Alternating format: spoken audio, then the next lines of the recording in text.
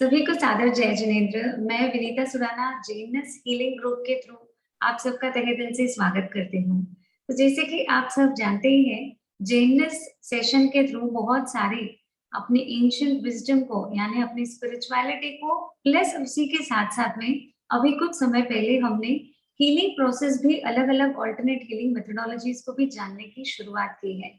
सो उसी के सत्र में हमने पहले नेचुरोपैथी को समझा था कौशल्या जी के द्वारा, और पिछले सत्र में हमने 3 सेशंस डॉक्टर आजाद जी जैन जो चंडीगढ़ से हैं उनके द्वारा आप सबने जाना और सीखा कि किस तरीके से एक्यूप्रेशर से सुजोग से आप कैसे अपने आप को हील कर सकते हो। उसी के साथ में कलर थेरेपी के बारे में भी बहुत सारी बातें डॉक्टर आजाद जी ने हम सबके साथ शेयर की थी, और एक वंडरफुल ग्रुप भी बना था जिसमें लगातार निरंतर आज दिन तक भी आप अपना इतना अमूल्य समय दे रहे हैं और लोगों की हीलिंग में मददगार हो रहे हैं। So we are so grateful to all these wonderful people जो संघ और समाज के लिए इतना आगे आ रहे हैं और सबकी मदद करने के लिए पुरुषार्थ कर रहे हैं। उसी सत्र में आप सबका तहे दिल से धन्यवाद है कि आप अगर इतनी इच्छा नहीं रखते तो शायद सेशन आज मुमकिन नहीं होता।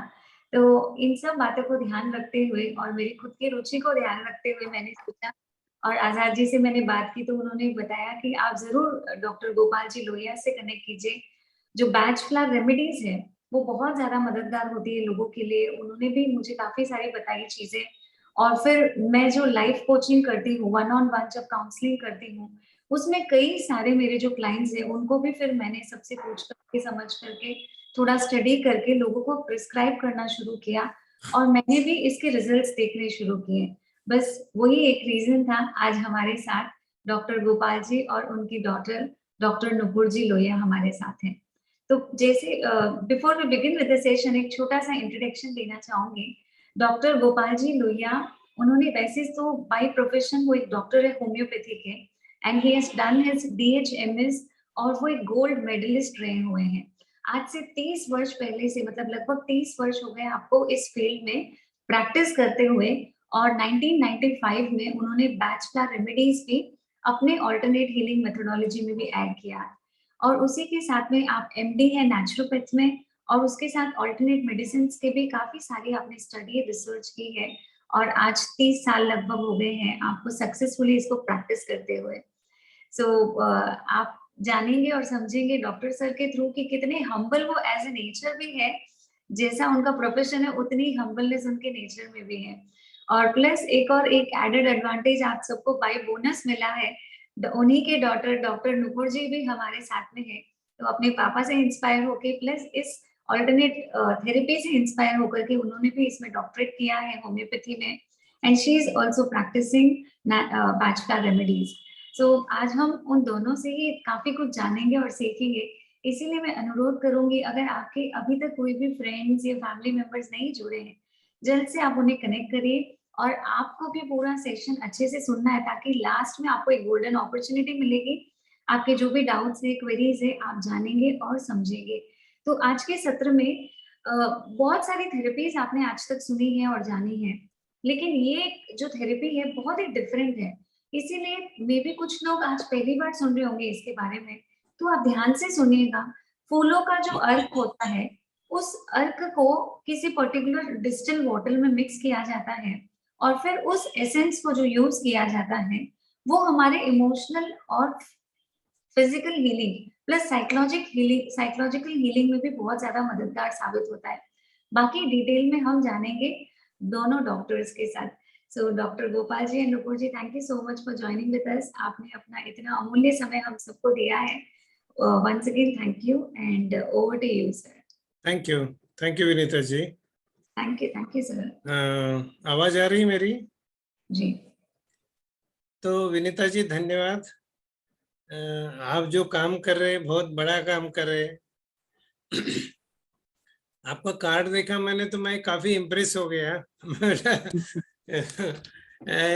इट्स टू मच, एंड वो काम में आपने मुझे भी सम्मिलित कर लिया, इसलिए आपका भी धन्यवाद। तो शुरू करते हैं। स्क्रीन शेयर करना।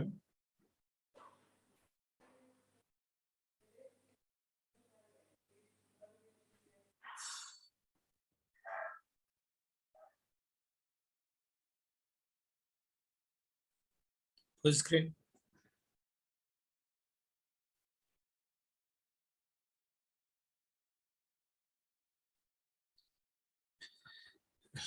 बैच फ्लावर का नाम वैसे तो सबने सुना ही होगा। नेचुरल हीलिंग थेरेपी है, होम्योपैथी के जैसा ही है। और होम्योपैथी के काफी बाद में डॉक्टर वाच एडवर्ड बाग जो है, इन्होंने इसका इन्वेंशन किया है।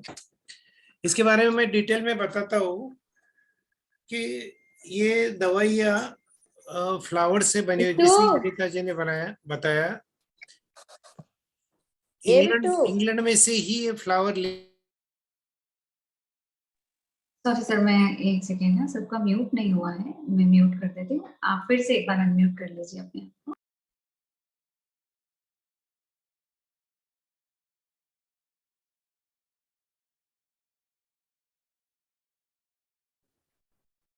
अनम्यूट कर सकते हैं ना अभी? यस यस यस, किया मैंने अनम्यूट। तो जैसा कि आप फर्स्ट स्लाइड देख रहे हो, इसमें लिखा है if we follow our own instincts, मतलब सहज प्रवृत्ति, आवर ओन विशेष, हमारी इच्छाएं, और आवर ओन थॉट्स, हमारे विचार, हमारी डिजायर्स, विशेष के भी ऊपर होती है डिजायर्स। अगर हम लोग ये फॉलो करते हैं तो हम बीमार नहीं पड़ेंगे। इतने सहज शब्दों में डॉक्टर एडवर्ड बैच ने अपनी हेल्थ की डेफिनेशन बताई है। फिर भी क्या होता है, ह्यूमन नेचर है, काम क्रोध लोभ मद मोह मत्सर, ये सभी जो षड्रिपु है और भी कई भावनाएं हैं, वो अंदर आ जाती है और हमारे इमोशंस में टर्मोइल हो जाता है, हमारे इमोशनल डिस्टरबेंस हो जाता है और बीमारी वहीं से शुरू होती है। तो just follow the words of Edward Bach. अभी इनके जो फोटो है, इसमें लिखा है स्टिल हीलिंग द वर्ल्ड। अभी डॉक्टर बाग तो हमारे बीच में रहे नहीं, लेकिन उनका जो लिटरेचर है उसके सारे हम अभी भी मानव जाति को ठीक कर रहे हैं, हील कर रहे हैं। Next side, next next.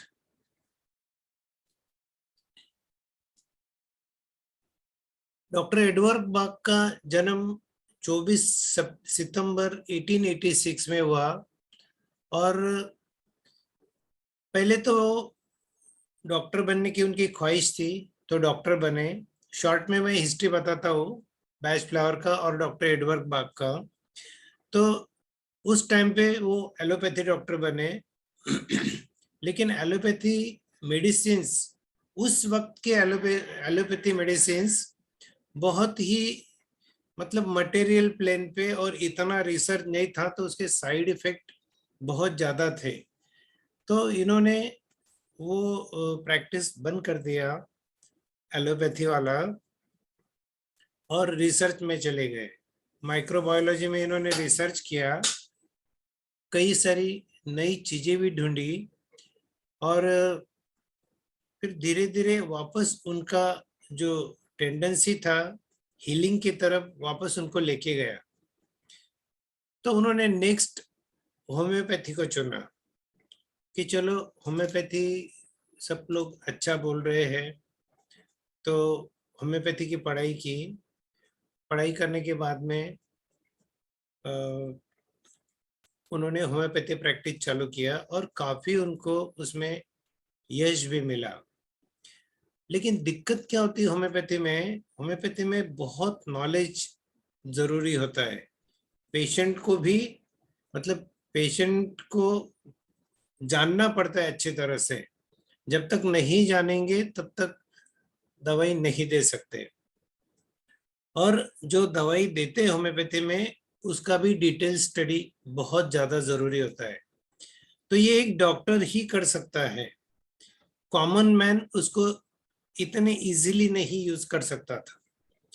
तो उनकी ऐसी सोच थी कि ऐसी कोई ट्रीटमेंट पैथी का आविष्कार किया जाए जिसमें लोग, कॉमन पीपल, सहज तरीके से दवाई का यूज करें, उसको समझ करके।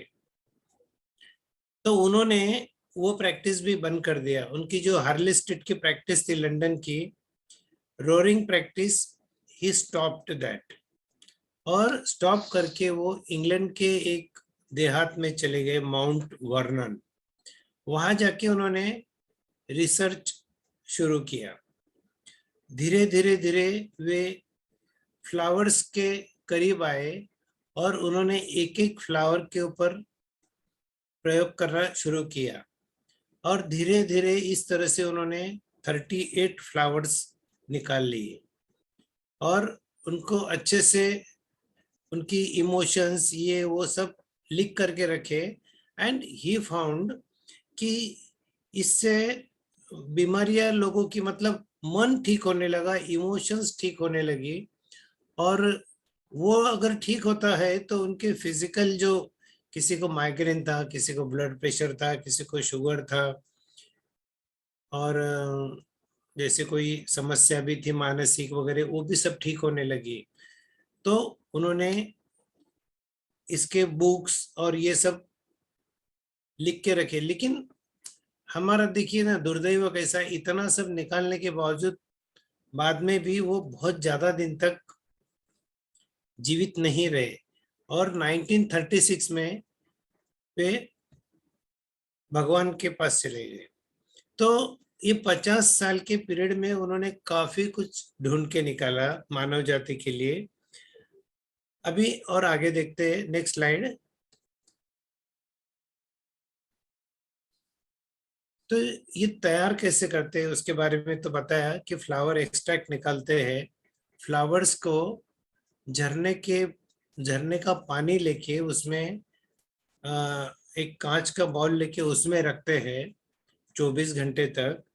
और फ्लावर्स की पूरी एनर्जी वो पानी में उतर जाती है, उसको प्रिजर्व करके वही बेस टिंचर करके यूज होता है। अब ये सिलेक्ट कैसे की जाती है medicines are selected only on the symptoms of mental and emotional plane. आप समझ लो, सर दर्द लेके भी डॉक्टर के पास गए, बैच फ्लावर थेरेपिस्ट के पास, तो सर दर्द के बारे में तो पूछेंगे ही, लेकिन उनका अगला सवाल रहेगा आपके लाइफ में क्या चल रहा है। आपको डिटेल में जब बताएंगे कौन सी इमोशन आपकी अफेक्ट हुई है, उस हिसाब से फिर आपको पूरा समझ करके दवा देंगे। तो ये था application of the Bach flower. Next.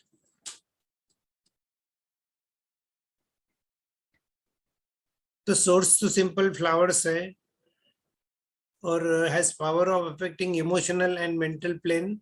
इतनी सिंपल चीज, इतना मतलब फ्लावर है, सिर्फ कोई बहुत बड़ी मेडिसिन नहीं है, लेकिन फिर भी उसको, उसका जो एनर्जी है वो इमोशनल और मेंटल प्लेन को अफेक्ट करता है।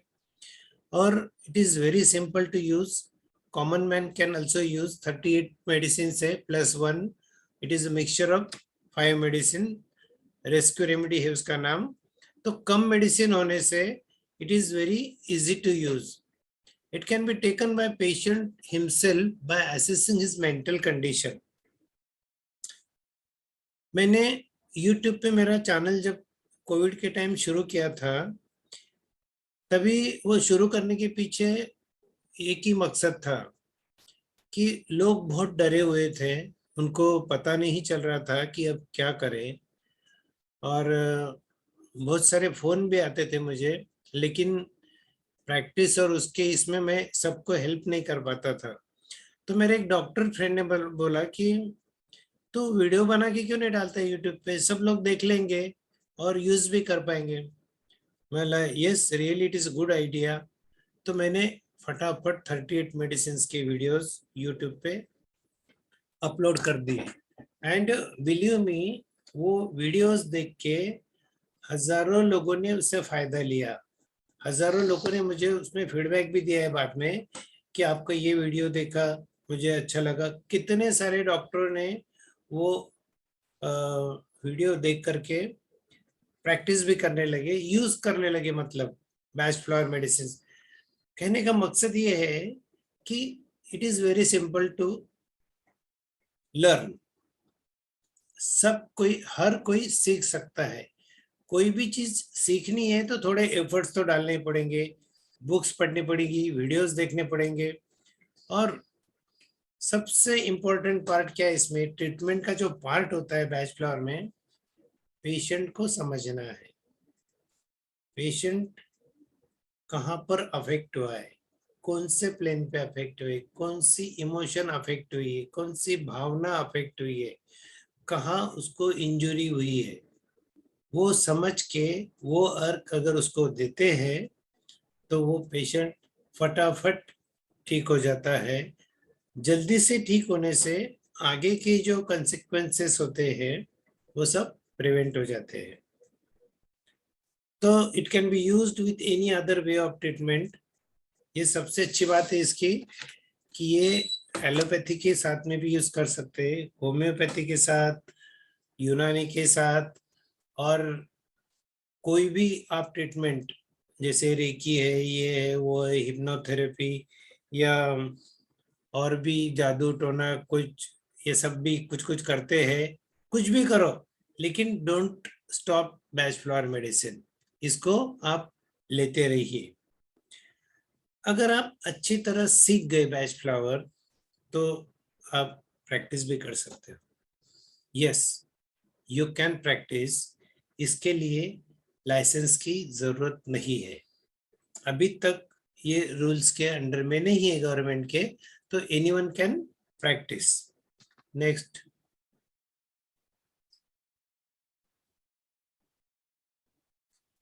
अब बैच फ्लावर कौन सी बीमारियों में, कंडीशंस में यूज होता है देखते हैं।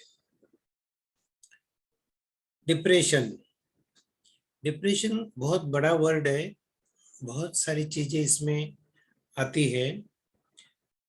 अगर डिप्रेशन बहुत सीवियर हो तो डॉक्टर की भी मदद लीजिए, या फिर साइकेट्रिस्ट की भी मदद लीजिए। हाँ, साइकेट्रिस्ट की मदद लीजिए अगर ज्यादा है तो। अगर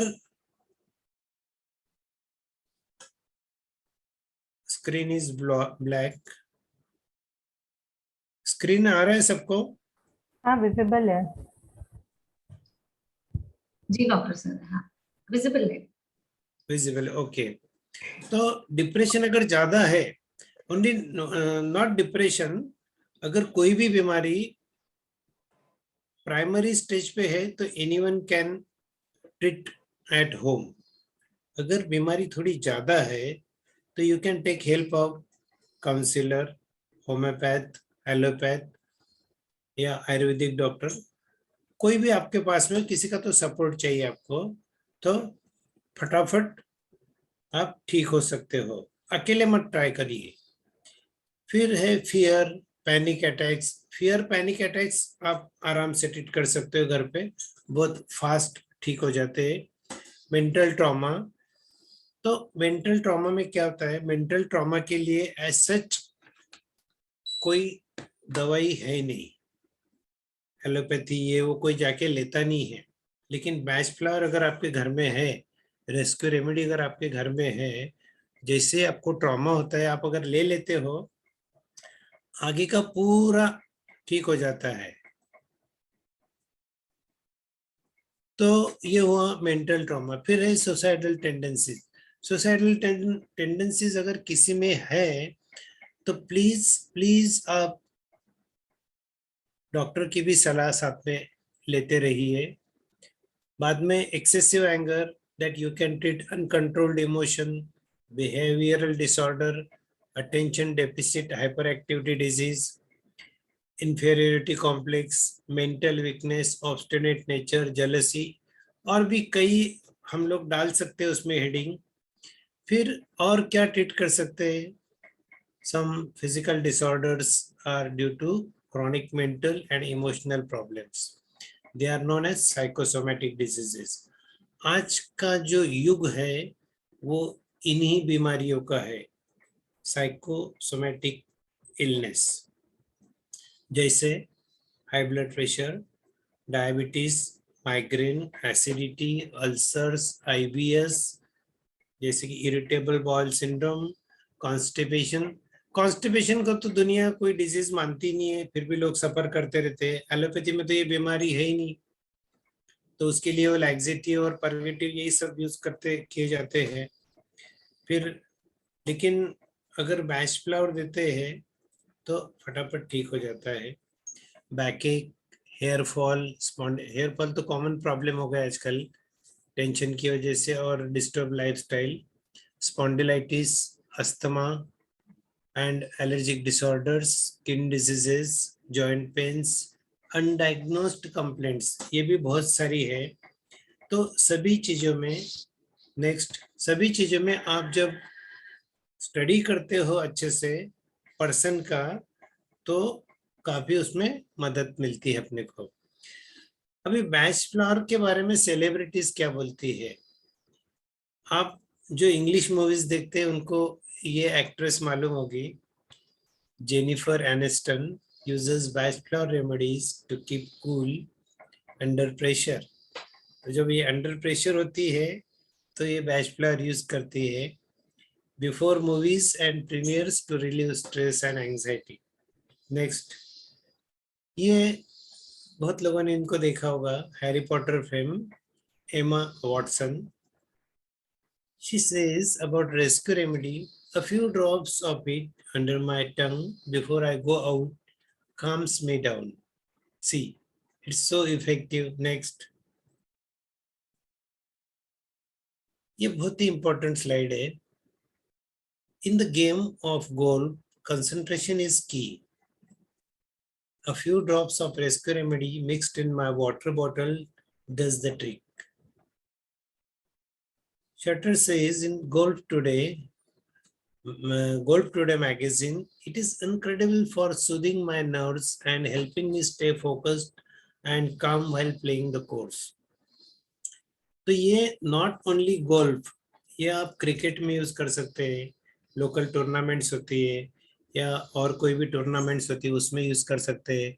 तो इसमें उसके नर्व्स जो एक्साइटेड होते हैं एग्जाम के पहले या कोई इंसिडेंस है इसके पहले, तो हर जगह वो यूज कर सकते हैं। जनरली अगर गेम्स में यूज करते हैं हम लोग इंडियंस, तो काफी ओलंपिक मेडल्स जीत सकते हैं।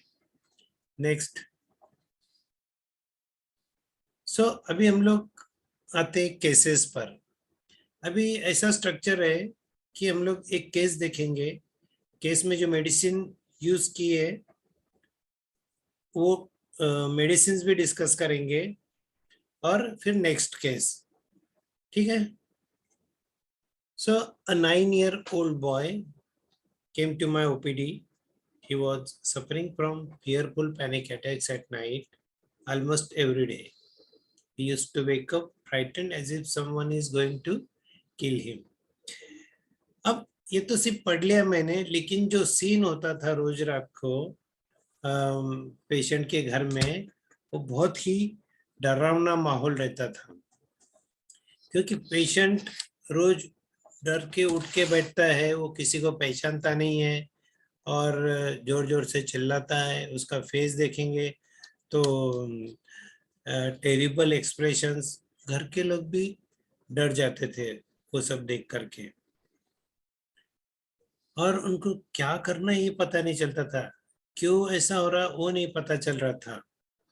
तो मेरे पास लेके आए, मैंने उनको आस्पेन, रॉकरोज और स्टार ऑफ डेथ इनका मिक्सचर बना के दे दिया। भाई 4-4 बूंद 4-4 घंटे से इसको देते रहिए, और with in a few days, मतलब 8-10 दिन में ही उसका जो रात को डर के उठता था वो सब बंद हो गया। 2 महीने दवाई चलाने के बाद में वो भी बंद कर दिया। तो वेरी क्विक इफेक्ट। अभी उसको क्यों हुआ रहेगा ये, तो उसका कोई ज्यादा रीजन मिला नहीं, लेकिन एज पर माय एक्सपीरियंस आजकल बच्चे टीवी पे भी हॉरर शो देख लेते हैं। हॉरर शो देखने के बाद में उनके मन में वो डर बैठ जाता है और वो वही डर उनके सपने में आके वो डरते रहते हैं। ऐसे कई केसेस है। तो वो कृपा करके आप थोड़ा बच्चों के ऊपर ध्यान रखना जरूरी है कि वो क्या वॉच कर रहे हैं, कितने देर तक वॉच कर रहे हैं, उसका इफेक्ट उनके मन पे क्या हो रहा है, ये बहुत जरूरी है। आइए अब जानते हैं आस्पेन के बारे में।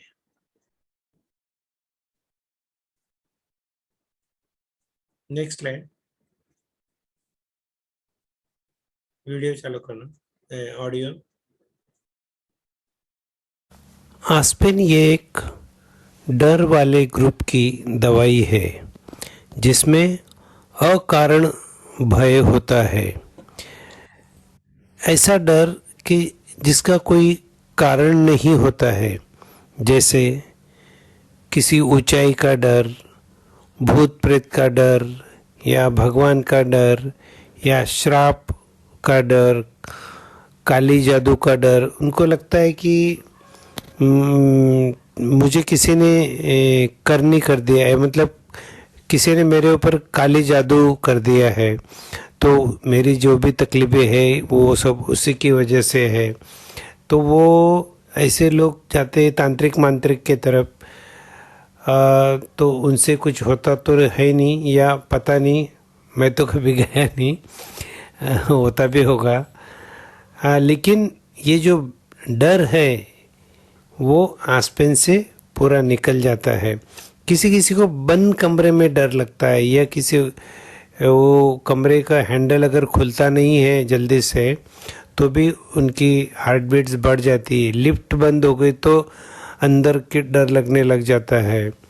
लिफ्ट में बैठने का भी डर लगता है कि कहीं लिफ्ट रुक गई तो मैं अटक जाऊंगा। तो ये भी आस्पेन के डर है सब। कभी कभी क्या होता है कि रात को नींद में अचानक हमारी आंखें तो खुल जाती है, लेकिन हाथ पैर हिलते नहीं है। चिल्लाना चाहते हैं हम लोग, लेकिन आवाज़ नहीं निकलती। उसको हम लोग स्लीप पैरालिसिस बोलते हैं, और उसका कारण डर ही होता है। तो गले से आवाज़ ही नहीं निकलती, कितने ज़ोर ज़ोर से चिल्लाने की कोशिश करते हैं। कभी कभी मेनोपॉज के वक्त भी अजीब सा डर लगने लग जाता है, पता नहीं क्या हो रहा है, लेकिन घबराहट सी महसूस होती है। तो ये वाला डर भी आस्पेन से निकल जाता है। कुछ कुछ बच्चे मम्मी को छोड़ते ही नहीं हैं, उनको पता नहीं क्या डर लगते रहता है, पकड़ के ही बैठ जाते हैं। उनको आस्पेन दे दीजिए, साथ में थोड़ा वॉलनट मिक्स करके, तो वो इंडिपेंडेंट हो जाते हैं जल्दी से। तो ये था आस्पेन। तो आपने अभी देखा कि आस्पेन ये अकारण भय की दवा है। अभी इसके अलावा भी आपको कोई भी डर कि जिसका कोई कारण नहीं है, ये अगर पता चलता है तो आप उसको आस्पेन दे सकते हैं। जो भी क्वेश्चन है आपके, आप ड्रॉप बॉक्स में डाल के रख दीजिए। मैं जो लास्ट पार्ट है अपना क्वेश्चन आंसर सेशन, उसमें कोशिश करूंगा कि हर एक को आंसर दे दूं। नेक्स्ट। रॉक रोज भी यह एक डर वाले ग्रुप की दवाई है। रॉक रोज जो रेस्क्यू रेमेडी एक है 38+1 वाली जो रेस्क्यू रेमेडी है, उसके बारे में हम बाद में बात करने वाले हैं। रॉक रोज उसका एक घटक है। तो रॉक रोज का डर जो है वो आतंक वाला डर होता है, दहशत वाला डर होता है, टेरर वाला डर होता है। जाहिर है जब आतंक होगा और दहशत होगी तब दिल की धड़कन तेज हो जाएगी, पसीना छूट जाएगा, लंबी लंबी सांस चलेगी, या सांस लेने में दिक्कत आएगी, मुंह सूखा पड़ जाएगा, डकारें आने लगेगी, या पैर कांपने लग जाएगा। तो ये सब रॉक रोज वाला डर है। कभी कभी क्या होता है कि हमारे घर में कोई बीमार होता है और आईसीयू में एडमिट किए हुए रहता है, तो जब तक वो ठीक नहीं होते हैं या डॉक्टर जो 72 आवर्स बोलते हैं वो जब तक पास नहीं होते तो 72 आवर्स का जो डर रहता है वो रॉक रोज वाला डर रहता है। तो आपको अब समझ में आ गया होगा कि रॉक रोज वाला डर कितना ज़्यादा रहता है। तो रॉक रोज देने से हम लोग वो डर को झेल पाते हैं, उसका कोई साइड इफ़ेक्ट नहीं होता है हमारे मन पे। तो रॉक रोज आप समझ गए। उसके बाद वाला मेडिसिन देखते हैं, स्टार ऑफ बेथ।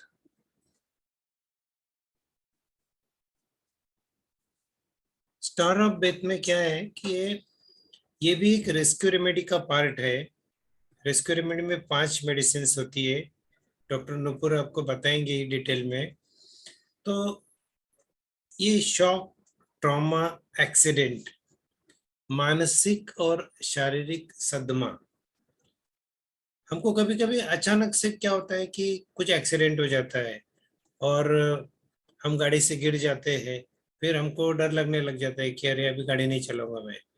तो वो शॉक हो जाता है। घर में किसी की डेथ हो जाती है, अचानक से हो जाती है, बैठे सामने सामने डेथ हो गई, तो वो जो दिमाग में सदमा बैठता है उससे आदमी अनस्टेबल हो जाता है थोड़े। वो डर, वो भय उसके दिमाग में हमेशा रह जाता है कि यार ये कभी भी कुछ भी हो सकता है। तो ये वाला जो डर है वो स्टार ऑफ बेथ से निकलता है। फिर जो लोग भूकंप अनुभव किए हैं उनके दिमाग में अभी भी भूकंप का डर है। जैसे फ्लड, अभी पिछले साल भी काफी फ्लड्स आए थे, काफी गांव में 20-20 फुट तक पानी चढ़ गया था। चोरी डकैती, ब्रेकअप। ब्रेकअप एक कॉमन समस्या हो गई है आजकल के जमाने में। तो ब्रेकअप के बाद में जो 2-3 महीने रहते हैं, भाई जिसका सच्चा प्यार होगा उसी को तकलीफ होगी, जिसका झूठा प्यार है तो बोलता है तू नहीं तो और सही। तो जिसका सच्चा प्यार है अगर उसका ब्रेकअप हो जाता है तो star of Beth is one of the medicine. और भी मेडिसिन होती है उसके लिए, हनी सकल है, वॉलनट है और स्टार ऑफ बेथ। ये देने से जल्दी से ब्रेकअप में से निकल जाते हैं, डिप्रेशन तुरंत कम हो जाता है। फिर एग्जाम के वक्त भी अगर कोई फेल हो जाता है तो उसको भी बड़ा झटका लगता है, उसमें भी स्टार ऑफ बेथ दे सकते हैं। कभी कभी नौकरी से निकाल देते हैं, अचानक से निकाल देते हैं, सर पे लोन रहता है, सब कुछ रहता है, घर गृहस्थी चालू रहती है, अचानक से नौकरी से निकाल दिए तो उसको बड़ा शॉक लग जाता है और आदमी डिस्टर्ब हो जाता है। कुछ भी हो सकता है, शॉक के बाद में आदमी डिप्रेशन में जा सकता है, आदमी को बीमारियां हो सकती है, शुगर हो सकता है, ब्लड प्रेशर हो सकता है, या पैरालिसिस भी हो सकता है, स्ट्रोक भी हो सकता है। तो बेटर अगर आपके पास रेमेडी है तो फटाफट देके उसको कम करा देना चाहिए। और भी इम्पोर्टेंट क्या है, लास्ट वाला बहुत इम्पोर्टेंट है। बहुत सारी एलोपैथी दवाई खाने के बाद, अब एलोपैथी दवाइयाँ अगर ज्यादा प्रमाण में खा ली तो बॉडी को इंजुरी होता है, शॉक लगता है बॉडी को, बहुत ज्यादा एंटीबायोटिक, बहुत ज्यादा पेन किलर्स। तो शॉक लगने के बाद में किसी की किडनी फेल हो जाती है, किसी को गैस्ट्रिक अल्सर हो जाता है, या किसी को और भी कुछ प्रॉब्लम्स होते हैं। बहुत सारे साइड इफेक्ट, जैसी दवाई है वैसे उसके साइड इफेक्ट। तो स्टार ऑफ बेथ अगर लेते हैं हम लोग तो वो साइड इफेक्ट कम होने में भी मदद होती है। Next.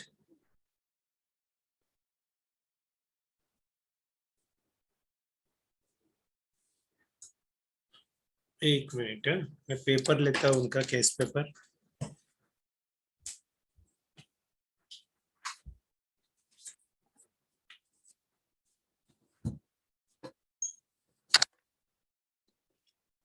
Dr. Nupur, can you read a testimonial first? Yes. One second. So, ये मेनोपॉजल एज वाली लेडी का टेस्टिमोनियल है. So she is telling doctor साहब, 1 साल पहले मैं आपसे जब आपके क्लिनिक में मिली, तब बहुत सी शारीरिक और मानसिक तकलीफें लेकर मैं आई थी। छोटी छोटी बातों का स्ट्रेस लेना, पास्ट में जो हुआ उसके बारे में सोचते रहना, मेनोपॉज के वजह से मूड स्विंग्स, ऐसे बहुत से प्रॉब्लम थे। पर डॉक्टर साहब की पॉजिटिवली बात करने का तरीका, होम्योपैथी और बैचलर रेमेडीज की ट्रीटमेंट से इन दिनों मैं अपने आप में बहुत स्वस्थ और उल्लासित महसूस करती हूँ। आपके विचारों को पॉजिटिव रखने में काफी कामयाबी हो रही हूँ।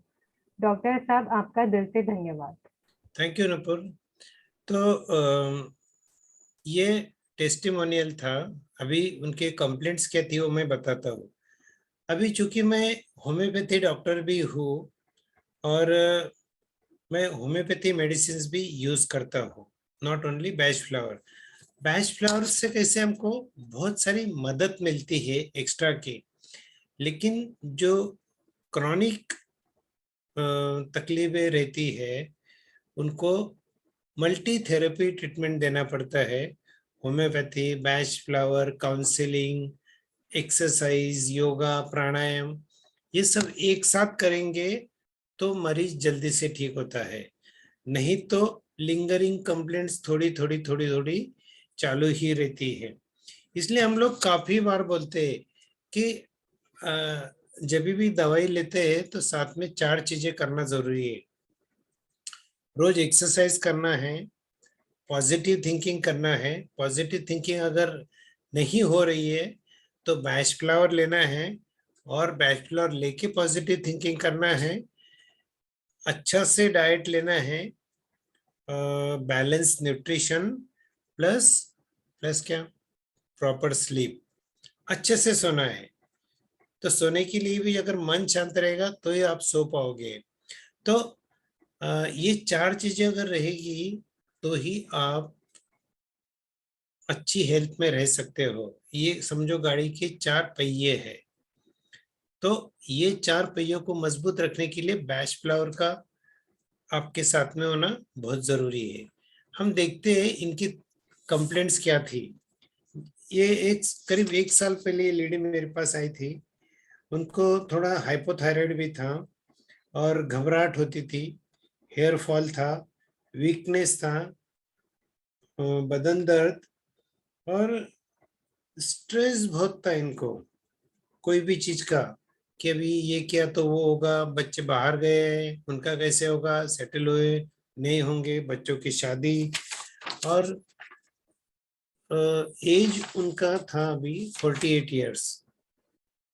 उनको ऐसे अचानक से पसीना आ जाता था, गर्मी होती थी और घबराहट हो जाती थी। तो घर में के सभी लोग डिस्टर्ब हो जाते थे इससे। होता कुछ नहीं था इनको। उनको ये सब चीजों को हॉट फ्लैशेज बोलते हैं। साधारण मेनोपॉज के वक्त ये होते हैं। तो जब मैंने इनका केस लिया, जब केस लिया तो देखो, केस लेना बहुत इंपॉर्टेंट है, क्योंकि ये चूंकि अभी फिजिकल प्लेन पे बीमारी चली गई है, मेंटल प्लेन से फिजिकल प्लेन पे। तो वो पेशेंट कहाँ अफेक्ट हुआ है, आपको उसके साथ में डिटेल अच्छी तरह बात करना पड़ेगा। तो बात करते करते मैं 45 मिनट्स हो गए तो भी मुझे कोई पॉइंट नहीं मिल रहा था। लेकिन बाद में बात करते करते ही पता चला कि उनको दिमाग में ये लग रहा था कि उनके पिताजी 2 साल 3 साल पहले एक्सपायर हो गए। मुझे पक्का याद नहीं आ रहा है, लेकिन वो उनकी तरफ ज्यादा ध्यान दे सकते थे ऐसा उनको लग रहा था। गिल्टी फीलिंग कि जो पाइन में है, पाइन नाम की मेडिसिन में। तो ये ढूंढ के निकालने के बाद में जब पाइन देंगे तभी उनके दिमाग में से हो जाएगा। वो जाने के बाद में ही बाकी भी तकलीफें उनकी ठीक होगी। तो इनको करीब थोड़ा होम्योपैथी, थोड़ा बैच फ्लावर, ये सब चलते चलते चलते चलते इनका थायराइड भी काफी स्टेबल हो गया। अभी दवाई बंद नहीं हुई है, हो जाएगी वो भी। थोड़ा टाइम लगता है, 1-2 साल निकल जाते हैं इसमें। लेकिन बाकी कंप्लेंट्स इनकी बहुत ठीक हो गई है। इनको हम लोगों ने दिया था walnut, mimulus, pine, star of Beth, honeysuckle और जेंशन। आइए हम जानते हैं इस दवाई के बारे में। नेक्स्ट। वॉलनट ये बहुत ही महत्वपूर्ण दवाई है। जब जब जीवन में बदलाव के क्षण आते हैं तब तब वॉलनट की ज़रूरत पड़ती है। जैसे हॉस्टल में जाने के बाद में वहाँ मन नहीं लगता है, तो वॉलनट अगर ले लिया तो जल्दी से सेटल हो जाते हैं। किसी की ट्रांसफ़र हो जाती है अपने गांव से दूसरे लंबे दूर नई जगह पर एडजस्ट होने के लिए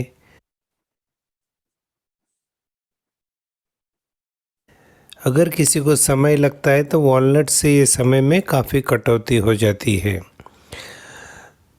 तो लड़की जब एडल्टहुड में आती है, मतलब प्यूबर्टी के वक्त एक बदलाव आ जाता है, तो वो बदलाव भी इजी होने के लिए वॉलनट, जैसे और एक बदलाव लेडीज़ के जीवन में आता है मेनोपॉज के वक्त। ये दो मेजर बदलाव है, एक एडल्टहुड और एक मेनोपॉज। तो दोनों वक्त वॉलनट बहुत काम की दवाई है। जो भी बदलाव आते हैं वो इजीली हो जाते, कम तकलीफ होती है। प्रेगनेंसी, डिलीवरी, डेंटिशन के प्रॉब्लम, ओल्ड एज, ये सब लाइफ के बदलाव के क्षण हैं। इस सब में वॉलनट अपनी अहम भूमिका निभाता है। इसको लिंक ब्रेकिंग भी बोला गया है। जैसे बहुत दिन पहले एक्सीडेंट हो जाता है, उसकी यादें हमारे दिमाग में ताज़ी रहती है, तो हम ड्राइविंग को भी डरते हैं, वो याद इससे निकल सकती है। कुछ पुरानी आदतें रहती है, जैसे ताश खेलना, दारू पीना, सिगारेट या तंबाकू, ये सब इनकी आदतें छुड़ाने में वॉलनट काफ़ी मदद करता है, लिंक ब्रेक कर देता है वो, तो उसकी याद नहीं आती है। फिर इसको काफ़ी समय लगता है, ऐसा नहीं कि वॉलनट शुरू किया और दारू छूट गई, और भी कई चीज़ें ध्यान में लेनी पड़ती है, और उसके बाद ही उन बाकी दवाइयों के साथ वॉलनट मिला के देंगे तो फ़ायदा होता है। सिर्फ वॉलनट से फ़ायदा नहीं होता है। नहीं तो आप लोग बोलोगे कि डॉक्टर लोहिया ने तो बोला है कि दारू सिगरेट छोड़ाने के लिए वॉलनट अच्छा है तो वॉलनट दे दो। ऐसा नहीं होता है, पूरा केस स्टडी करना पड़ता है। हर एक केस अलग होता है, हर एक केस में कुछ न कुछ चीज़ें अलग होती है, वो सब चीज़ों को मिला के उनके साथ वॉलनट देना है। तो लिंक ब्रेकिंग में एक हेरिडिटरी डिजीज़ेस भी आते हैं। अगर अपने पूर्वजों में किसी को बड़ी बीमारी है, जैसे ब्लड प्रेशर है, डायबिटीज़ है, या कोई इम्यून डिसऑर्डर है, तो एलर्जिक डिसऑर्डर है, तो ये चीज़ें वारसा में आते ही रहती है, मतलब अगली पीढ़ी में आ जाती है। तो नहीं आने के लिए या माइल्ड स्वरूप में आएगी, ये करने के लिए वॉलनट काफ़ी दिन तक अगर दिया मदर को या और फादर को भी, तो ये चीज़ें बहुत माइल्ड रूप में दिखती है नए बच्चे में। तो जैसे ये लिंक ब्रेकिंग है, वैसे ये लिंक मेकिंग भी है, कि जैसे हम लोग कोई नई जगह जाके पढ़ाई करते हैं, नया शादी होता है, या डिवोर्स के बाद वाला नया जीवन रहता है, रीमैरिज करने के बाद में नया जीवन रहता है, या फिर इंटरकास्ट मैरिज, ये सब में कैसे बहुत सारे चैलेंजेस रहता है।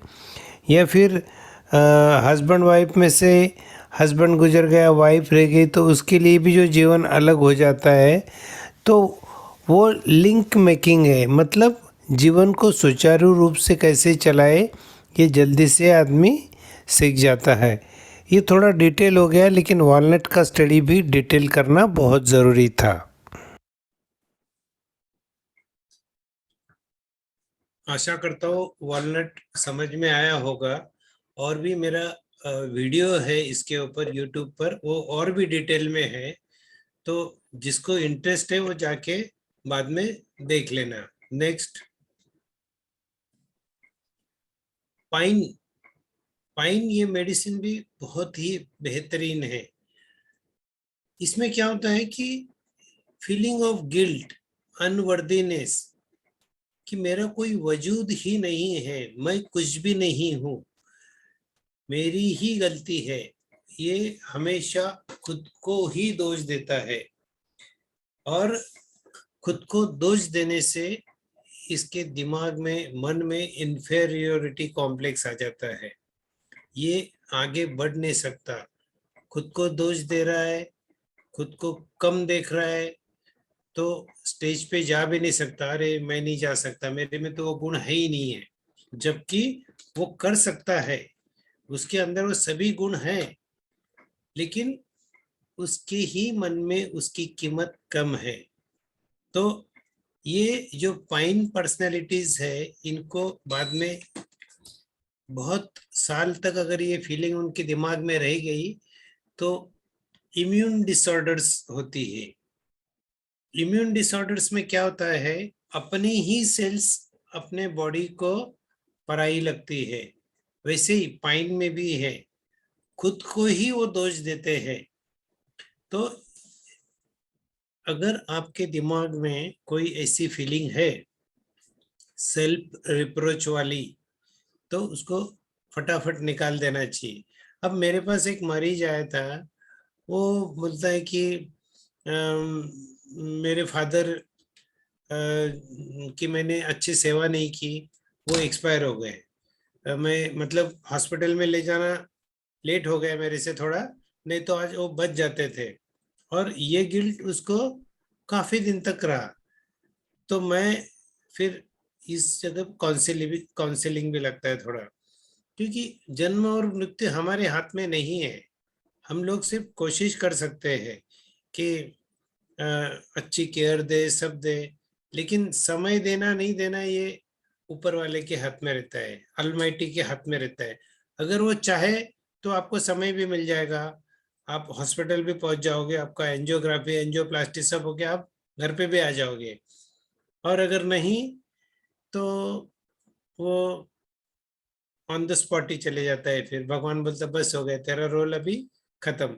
इसमें हम लोगों को या उसके रिलेटिव्स को गिल्टी फील करने का कोई मतलब जरूरत नहीं, गिल्टी फील करने की जरूरत नहीं है।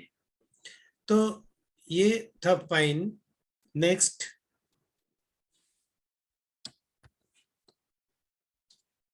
म्यूमुलस।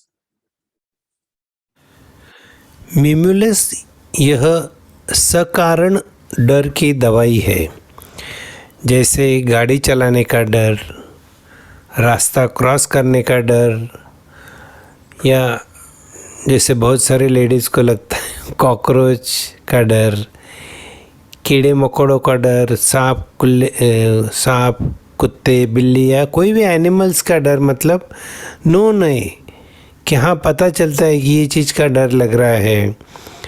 एग्ज़ाम का डर भी इसमें आ जाता है, फेल होने का डर भी आ जाता है, कहीं अकेले जाने का इनको डर लगता है, कोई तो कंपनी चाहिए रहती है, फिर डेंटिस्ट, डॉक्टर, ऑपरेशन, दवाई, इंजेक्शन, ये सब चीज़ का अगर डर लगता है तो बेहिचक मिमुलस लेके जाना चाहिए, काफ़ी डर कम लगेगा। तो इनका ये डर की वजह से इनका स्वभाव भी थोड़ा संकोची हो जाता है। तो संकोची होने से फिर ये लोग कहाँ कुछ परफॉर्म करना है, कुछ करना है, तो भी इनको डर लगने लग जाता है, क्योंकि लोग क्या सोचेंगे, मुझे आएगा कि नहीं, ठीक से होगा कि नहीं, ये भी डर लगने लग जाता है। तो फिर ये लोग परफॉर्म करते ही नहीं हैं। तो किसी को परफॉर्मेंस का डर अगर होगा तो मिमुलस और लार्च देने के बाद में भी वो अच्छे से परफॉर्म कर लेते हैं। तो इन शॉर्ट ये था मिमुलस।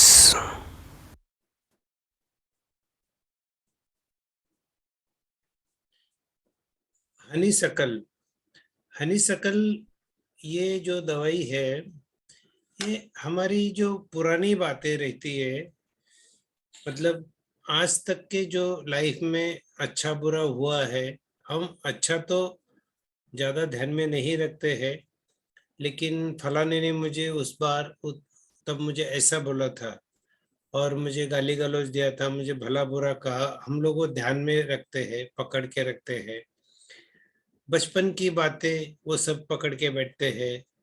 तो वो कुछ 2 साल पहले जैसे ब्रेकअप हो गया, वो पकड़ के बैठते हैं, उसी में रहते हैं।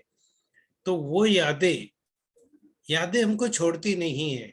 तो यादें, अनचाही यादें मिटाने के लिए हनीसकल है।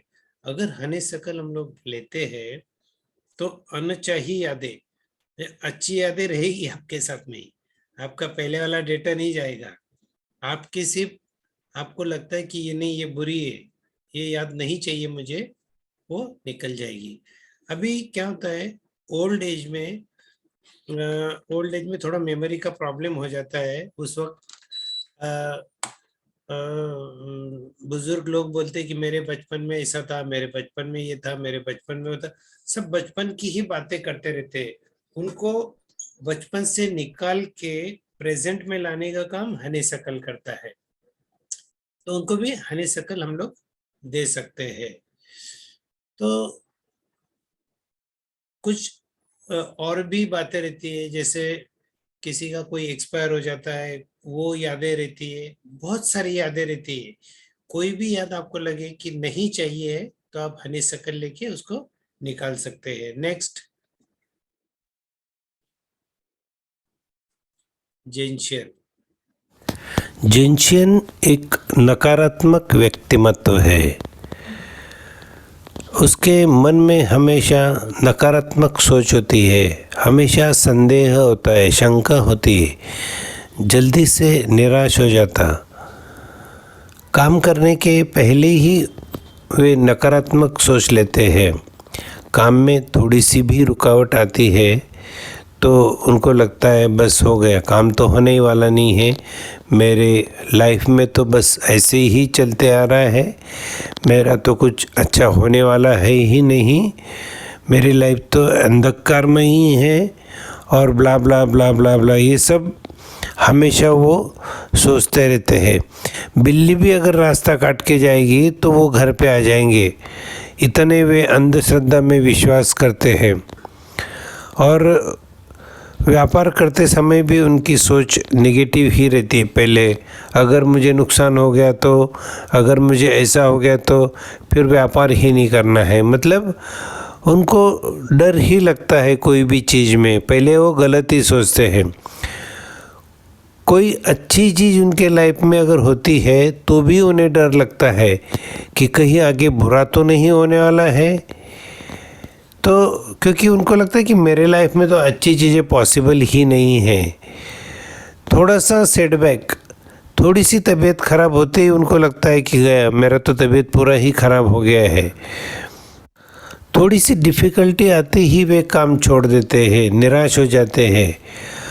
कुछ बच्चे होते हैं तो वो सवाल जवाब याद ही नहीं कर सकते, बड़े सवाल देखते ही उन्हें टेंशन आ जाता है कि इतना बड़ा सवाल मुझे तो, इतना बड़ा जवाब तो मुझे याद होगा ही नहीं, तो फिर वो पढ़ाई करना ही छोड़ देते हैं। ये नकारात्मक सोच जिनशियन के अंदर एकदम से नहीं आती है, उसको बार बार जीवन में फेल्यूर्स हुए सो रहती है। कई बार होने के बाद में फिर वो डिस्करेज्ड हो जाता है। तो जिनशियन, ऐसे व्यक्तिमत्व को जिनशियन अगर देते रहेंगे तो धीरे धीरे धीरे धीरे उसके लाइफ में नकारात्मक सोच सकारात्मक होती जाएगी। हर काम में पहले वो सकारात्मक सोचेगा, बाद में नकारात्मक विचार उसके मन में आएंगे। तो जिनशियन आपको काफी जगह मिलने वाले हैं। हर घर में एक आध व्यक्ति तो ऐसा रहता ही है कि जो नकारात्मक सोचता है। अभी ये नेक्स्ट केस हम लोग देखते हैं किंजल। इसका पहले टेस्टिमोनियल देख लेते हैं। गोपाल लोहिया सर के पास ऑलमोस्ट मेरा 1 ईयर कंप्लीट हो चुका है। मुझे काफ़ी बेहतरीन रिज़ल्ट मिला है, स्पेशली इन डिप्रेशन।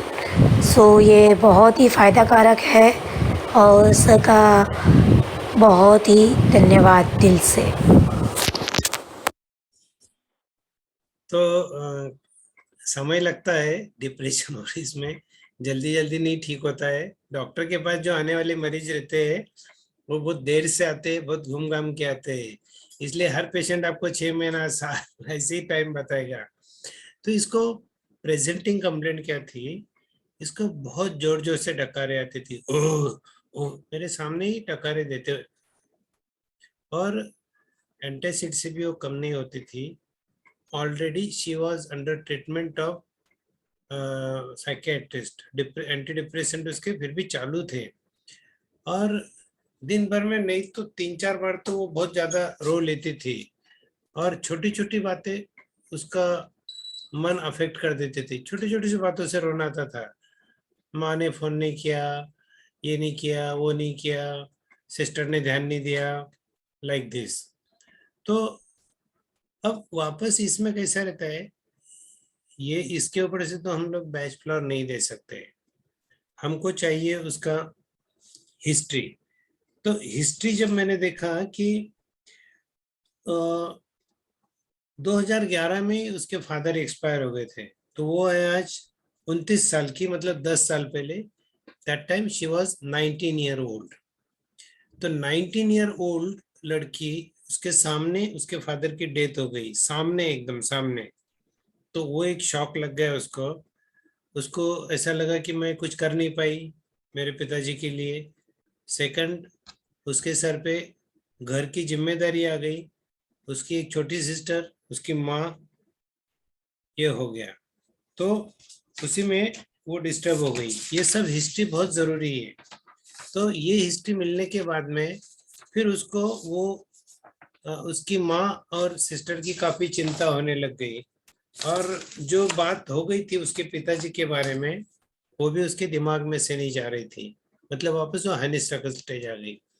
तो मैंने उसको कुछ होम्योपैथी दवाई, और ज़्यादा तो बैच फ्लावर से ही ठीक हुई है वो। इसमें था larch, mimulus, pine, red chestnut, honeysuckle और वाइट चेस्टनट। इतनी दवाइयाँ काफ़ी दिन तक चली। बीच में और भी उसको जेंशियन दिया गया, गॉड्स दिया गया, कभी तो मस्टर्ड भी दिया गया, लेकिन ये मेन दवाइयाँ थी। ये देते आज उसकी कम से कम 6 महीने हो गए। साइकियाट्रिस्ट दवाइयाँ भी छूट गई है, बीच में उसकी शादी भी हो गई, और वो उसका लाइफ पूरी अच्छी तरह सेट है। Still she is on treatment, क्योंकि एकदम से नहीं बंद करना है, धीरे धीरे ट्रीटमेंट बंद हो जाएगी। Audio please. Gopal Lohia sir के पास ऑलमोस्ट, हाँ, वाइट चेस्टनट देखते हैं अभी। वाइट चेस्टनट के दिमाग में हमेशा विचार शुरू रहते हैं, चाहकर भी वे विचारों से अलग नहीं हो पाते। एक ही विचार बार बार उनको परेशान करते रहता है। इससे क्या होता है कि एक मन में टेंशन तैयार हो जाता है, और कंटिन्यू सोच में रहने से याददाश्त भी कमज़ोर हो जाती है, नींद कम हो जाती है। नींद कम होने से फिर मांसपेशियाँ अकड़ जाती है, स्पॉन्डिलाइटिस हो जाता है, बीपी होता है, एसिडिटी बढ़ जाती है, और इसमें से वो बाहर ही नहीं निकल पाते। तो कंटिन्यू वो विचार चालू रहते हैं। लोग इसी को टेंशन बोलते हैं।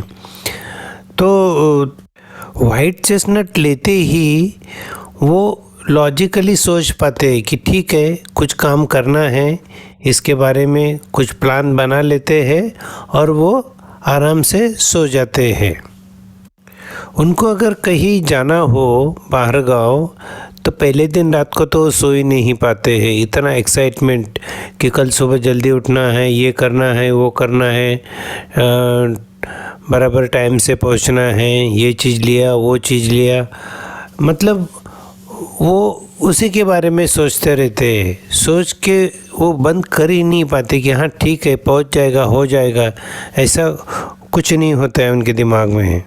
उनको अगर कोई कुछ बोल देता है गलत या सही भी, तो वो वही चीज़ उनके दिमाग में बार बार घूमते रहती है। कभी कभी तो ये लोग विचारों के चलते खुद से भी बात करते रहते हैं। हम लोग बोलते हैं, पूछते हैं उनको, अरे क्या बोला? नहीं कुछ नहीं। और अकेले रहते हैं तब ये सब चीज़ ज़्यादा होती है। तो he is a prisoner of his thoughts.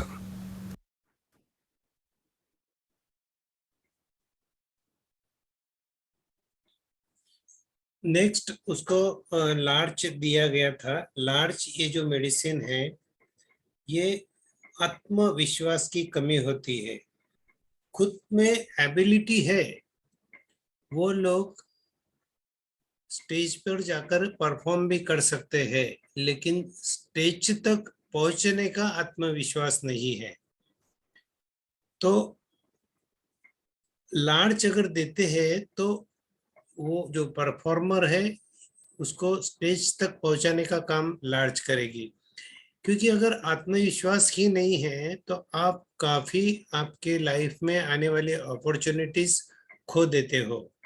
कहीं इंटरव्यू है नहीं जाएंगे, कहीं और बड़ी पोस्ट है, कहीं परफॉर्मेंस करना है नहीं जाएंगे।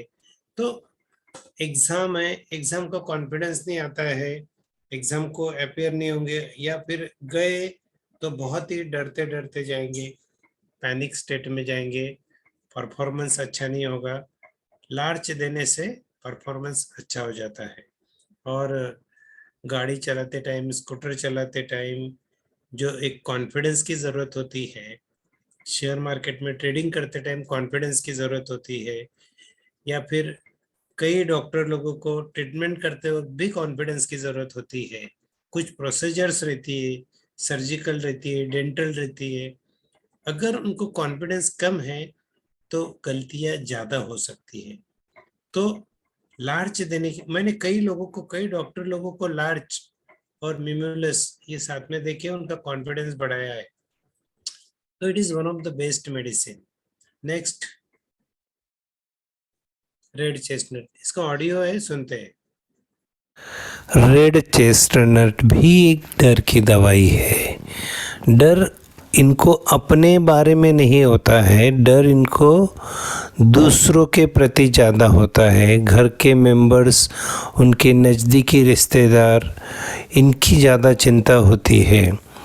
इन लोगों ने खाना खाया कि नहीं, ये लोग बराबर से सोए कि नहीं, इन्होंने दवाई ली कि नहीं, उनका कोई बाहर से आने वाला होगा और अगर 10 बजे तक, मतलब 10 बजे का टाइम देके गया लेकिन 10 बजे नहीं पहुंचा, तो ये 10:10 से फ़ोन करना चालू करते हैं। कहाँ हो, ठीक से हो ना, गाड़ी मिल गई क्या, ये हो गया क्या, वो हो गया क्या, परेशान करके छोड़ देते हैं। तो रेड चेस्टनट देने से वो 10 बजे बोला है तो 10:30 वक्त आराम से इंतज़ार करना सीख लेंगे। अगर घर में कोई बीमार हो तो इनको तो नींद ही नहीं आती है, ये बस नेगेटिव ही सोचने लग जाते हैं। अरे यार इसको बुखार तेज हो गया, सर में बुखार चला गया तो फिर क्या होगा, या और कुछ हो गया तो क्या होगा, चेस्ट में पेन हो रहा है, कहीं हार्ट अटैक नहीं तो फिर ये बोलेंगे जाओ ईसीजी कर लो, ये कर लो, वो कर लो। तो ये सब जो डर है रेड चेस्टनट से कंट्रोल में आ जाता है। Next slide please. तो ये सब दवाइयाँ बहुत, थोड़ा अभी समय कम है, थोड़ा फास्ट लेना पड़ेगा मुझे, और ये सब डिस्क्रिप्शन यूट्यूब में भी दिया हुआ है, देख लेना। केस तो मेरे पास 10 है लेकिन अभी 4th केस चल रहा है, तो देखते हैं श्रीधरन का केस। ये बहुत ही मेरे इनिशियल डेज में आया था मेरे पास में, जब मैं बैच फ्लावर सीखा था। तो patient came for the treatment of acidity, sleeplessness, सर्दी, साइनस एंड वो धीरे धीरे बात कर रहा था एकदम कि कोई सुन न ले। उसके बाद ही वाज सफरिंग फ्रॉम, तो मुझे पता चल गया कि उसको कुछ इन्फीरियरिटी कॉम्प्लेक्स है, कॉन्फिडेंस कम है उसका। और वो इस अच्छे से बात भी नहीं कर पा रहा था, रुक रुक के सोच सोच के बात कर रहा था।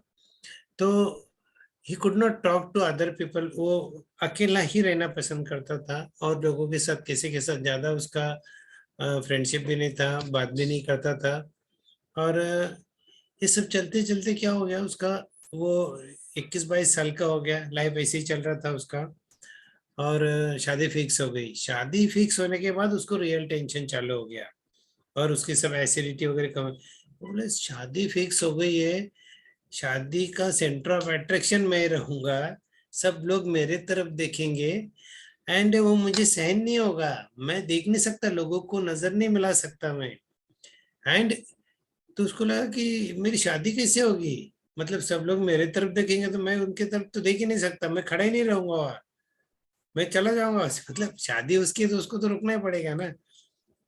तो वंडरफुली वो अच्छा हो गया, शादी भी हो गई, उसके 2 बड़े बड़े बच्चे भी है अभी, and he is very happy.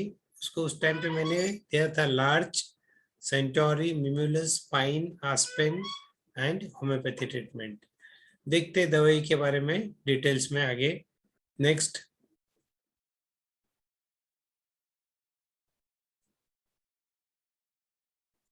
Centauri के बारे में।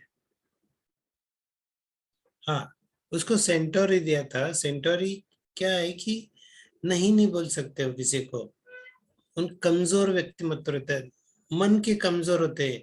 अगर हम बोलेंगे "ए भाई पानी लेके आ रहे", तो इच्छा तो नहीं है उनकी पानी लाके देने की आपको, लेकिन लाके दे देंगे। फिर मन में उनके तकलीफ होती है, यार क्यों दिया, मैं इसको नहीं क्यों नहीं बोला। तो कोई भी आता है इनके ऊपर हुक्म चला के चले जाते हैं, फिर उनको बाद में तकलीफ होती है, क्यों सुन के लिया, उसे तभी नहीं बोल देना चाहिए था। तो ये व्यक्तिमत्व इतने कमजोर होते हैं कि इन्फेक्शन इन्फेक्शन भी फटाफट इनके शरीर में आ जाता है, इनका बॉडी, इनका इम्यूनिटी उसे भी नहीं भगा सकता। मतलब डीपर प्लेन पे बता रहा हूं मैं, तो बार बार बीमार पड़ते रहते हैं। तो सेंटोरी लेने के बाद में इनके अंदर नहीं बोलने की क्षमता आती है। कोई कोई सास देखो बहू को सताते रहती है, ये कर ले, वो कर ले, ऐसा कर ले, वैसा कर ले। बहू की इच्छा रहती है कि इसको जवाब दे दूं, लेकिन दे नहीं पाती है। वैसे ज्यादा जवाब देना भी नहीं चाहिए नहीं तो अशांति हो जाएगी घर में। लेकिन जो गलत है गलत है, जहाँ जवाब देने की जरूरत है वहां देना भी चाहिए। तो ये सेंटोरी सिखाएगा। नेक्स्ट, ओ वंडरफुल केस, हम लोग सुनते हैं पहले ये रंजनी क्या बोल रही है। Good evening, doctor. Thank you so much for giving this wonderful opportunity to tell about you, who have saved me many times in lot of ailments, complications, everything. Here I would like to say about Dr. Lohia. I'm taking his treatment for almost 1 year, and I can see drastic changes where I went to him with lot of stress related problems, and maybe like menopause problems and fluctuating BPs and everything. So the first 1 week he gave medicines. There only I came to know a lot of changes. Like I could feel myself that I was feeling fresh. Those kind of stress related problems were getting slowly solved and everything. So again, once again, if I say like with, you can close your eyes and go to Dr. Lohia and take medicines, and definitely it solves all your problems, and he listens to all your problems very quietly with lot of patience, and then he gives you medicines, and he will ask you all the questions why he removes everything from the root and gives medicines to that. And definitely have to thank Dr. Lohia by giving the sincere advice and giving medicines for all my problems. Thank you so much, and Doctor, stay blessed. Thank you always. She is very energetic person, taking yoga classes and very positive. But due to menopause, उसका पूरा life miss हो गया, और उसके अंदर sensitivity इतनी आ गई, inferiority complex आ गया और गिल्ट आ गया, ये सब चीजें एक साथ में आ गई। उसका कुछ क्या करना चाहिए क्या नहीं करना चाहिए ये सब चीजें आ गई, लेकिन she recovered wonderfully with homeopathy and this Bach flower medicine. So देखते हैं ऑडियो नेक्स्ट। गॉड्स के व्यक्तिमत्व बहुत निराश होते हैं। काफ़ी कोशिश करने के बाद में भी जब उनको यश नहीं मिलता तो वे पूरे ही निराश हो जाते हैं। फिर उनका आगे काम करने का भी मन नहीं करता है। फ़ायदा ही क्या है ना, मतलब कुछ नहीं होने वाला है। एक मेरे पास में स्टूडेंट आता था, उसने Stop the video. 5-6 अटेम्प्ट्स दे दिए थे सीए के एग्ज़ाम के, पर हर I will go little faster. मैं मुंह से ही बोल देता हूँ कि 6 अटेम्प्ट वो सीए वाले ने दिए लेकिन पास नहीं हुआ, तो उसके बाद में उसका पूरा मन ही निकल गया कि अब नहीं देना है मुझे, खत्म। तो इस तरह का डिप्रेशन रहता है। ये काफी लोग इसके आपको मिल सकते हैं and you can use gods along with other medicine. जब सब आशाएं छूट जाती है तो गॉड्स काम में आएगा। और ये स्क्लेरेंथस, ये इंडिसिसिव माइंड रहता है, आप चूज नहीं कर पाते हो दो चीजों में। कोई समझो निर्णय लेना है कि मुझे मेडिकल में जाना है, इंजीनियरिंग में जाना है, तो वो नहीं ले पाते। वो लास्ट दिन तक करते रहते हैं कि मेडिकल जाओ इंजीनियरिंग जाओ, मेडिकल जाओ इंजीनियरिंग जाओ। तो आप उसको स्क्लेरेंथस दे दो और एक मेडिसिन है वाइल्ड ओट, वो दे देना। तो ये दोनों का कॉम्बिनेशन देंगे तो उसको समझ में आ जाता है 2 दिन में ही कि कौन सी चीज उसको अच्छी लगती है, उसको करना क्या है। तो स्क्लेरेंथस और वाइल्ड ओट के बारे में भी आप डिटेल में देख लेना। नेक्स्ट, हॉर्नबिम, ये मन की थकान वाली दवाई है। जैसे काम शुरू, मेंटल टायर्डनेस है, सुबह उठ के लगता है यार मैं कितना थक गया हूँ, रात भर सोया तो हूँ लेकिन थक गया हूँ। फिर धीरे से उठते हैं, काम शुरू करते हैं तो बाद में फ्रेश हो जाते हैं। वो मन की थकान रहती है, शरीर की थकान नहीं रहती है। कुछ तो उनके लाइफ में नेगेटिव डिप्रेसिव चालू रहता है, इसलिए वो मेंटली टायर्ड हो जाते हैं। या बहुत बड़ा काम किया हुआ रहता है उन्होंने, जैसे अभी मैरिज सेरेमनी घर में महीना भर काम चला तो थक जाते हैं फिजिकली मेंटली। इस टाइम पे हॉर्नबिम और ऑलिव ये देते ही उनकी थकान वापस खत्म हो जाती है। नेक्स्ट, हाँ, now Dr. Nupur will tell you about rescue remedy. Hello, am I audible? Yeah, you are Yes. audible.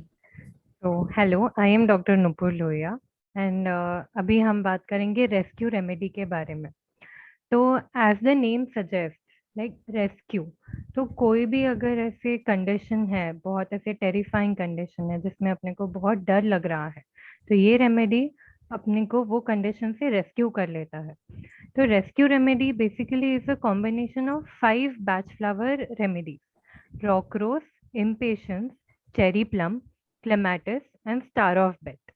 ये 5 बैच फ्लावर रेमेडीज मिक्स करके रेस्क्यू रेमेडी बनती है। तो अब रेस्क्यू रेमेडी कब काम में आएगी? जब भी अपने को बहुत डर लग रहा है, जैसे कोई एग्जाम्स के पहले, कोई बड़े इंटरव्यू के पहले, या इवन घर में किसी की डेथ हो गई या अपन ने कोई एक्सीडेंट देख लिया, तो ये सारे कंडीशंस में रेस्क्यू रेमेडी दी जाती है। आजकल panic attack is a very common condition, लोग बहुत सफर करते हैं। तो what is panic attack? Panic attack में अपने को बहुत ऐसे पाल्पिटेशंस होते हैं, बहुत दिल की धड़कनें बहुत तेज हो जाती है, फिर बहुत पसीना आता है एंड वी डोंट अंडरस्टैंड कि व्हाट नेक्स्ट, अब क्या होगा। ऐसे लगता है कि अब मेरा कुछ नहीं हो सकता। तो ऐसे कंडीशन में जब बहुत ज़्यादा घबराहट होती है, जब पैनिक अटैक्स होते हैं, तब अपन रेस्क्यू रेमेडी दे सकते हैं। एंड इट डिपेंड्स, अगर ड्यूरिंग द पैनिक अटैक अगर देना है तो अपन 10 drops within a gap of half an hour दे सकते हैं। और अगर कोई फ्रीक्वेंटली पैनिक अटैक से सफ़र कर रहा है तो ये medicine upon on a regular basis भी दे सकते हैं, like 4 drops 3 times a day, 4 times a day, depending on the situation.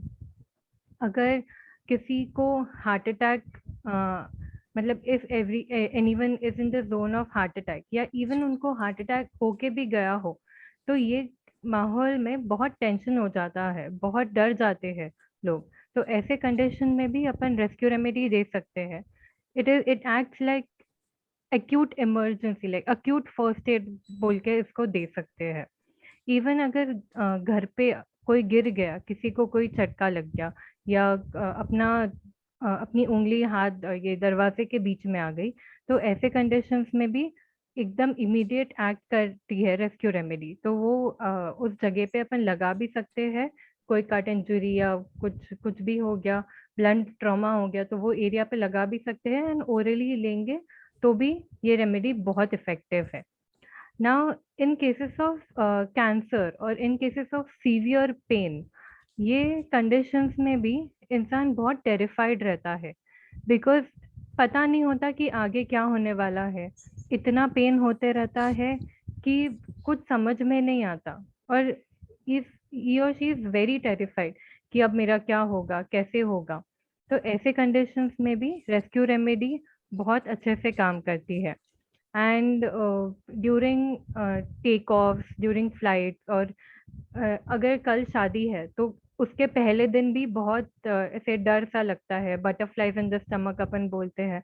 तो it is very effective in all these cases also. तो ये है रेस्क्यू रेमेडी, ये आप कोई भी इमरजेंसी कंडीशन में यूज कर सकते हैं। Thank you. Thank you, Nupur. Good information. Hope this will help you, all of you. And actually ये रेस्क्यू रेमेडी हर एक ने एक बॉटल घर में रखना ही चाहिए, कंपलसरी, कभी भी जरूरत पड़ सकती है। नेक्स्ट।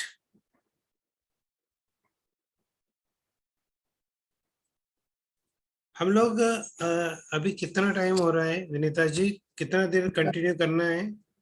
हम लोग 4 o'clock तक कर लेते हैं सर। क्वेश्चन आंसर सेशन बाद में लेंगे कैसे? हाँ, क्वेश्चन आंसर इसके बाद ले लेते हैं। I hope that's fine with everybody. So 4:15 तक हम इसको चला लेते हैं सर। ठीक है, 4 बजे तक कंटिन्यू करते हैं। एक केस और देख लेते हैं। ये देखने से थोड़ा नेक्स्ट केस देखते हैं ऊपर, वो अल्कोहल वाला, not this. Next next next next next next next, या दिस वन।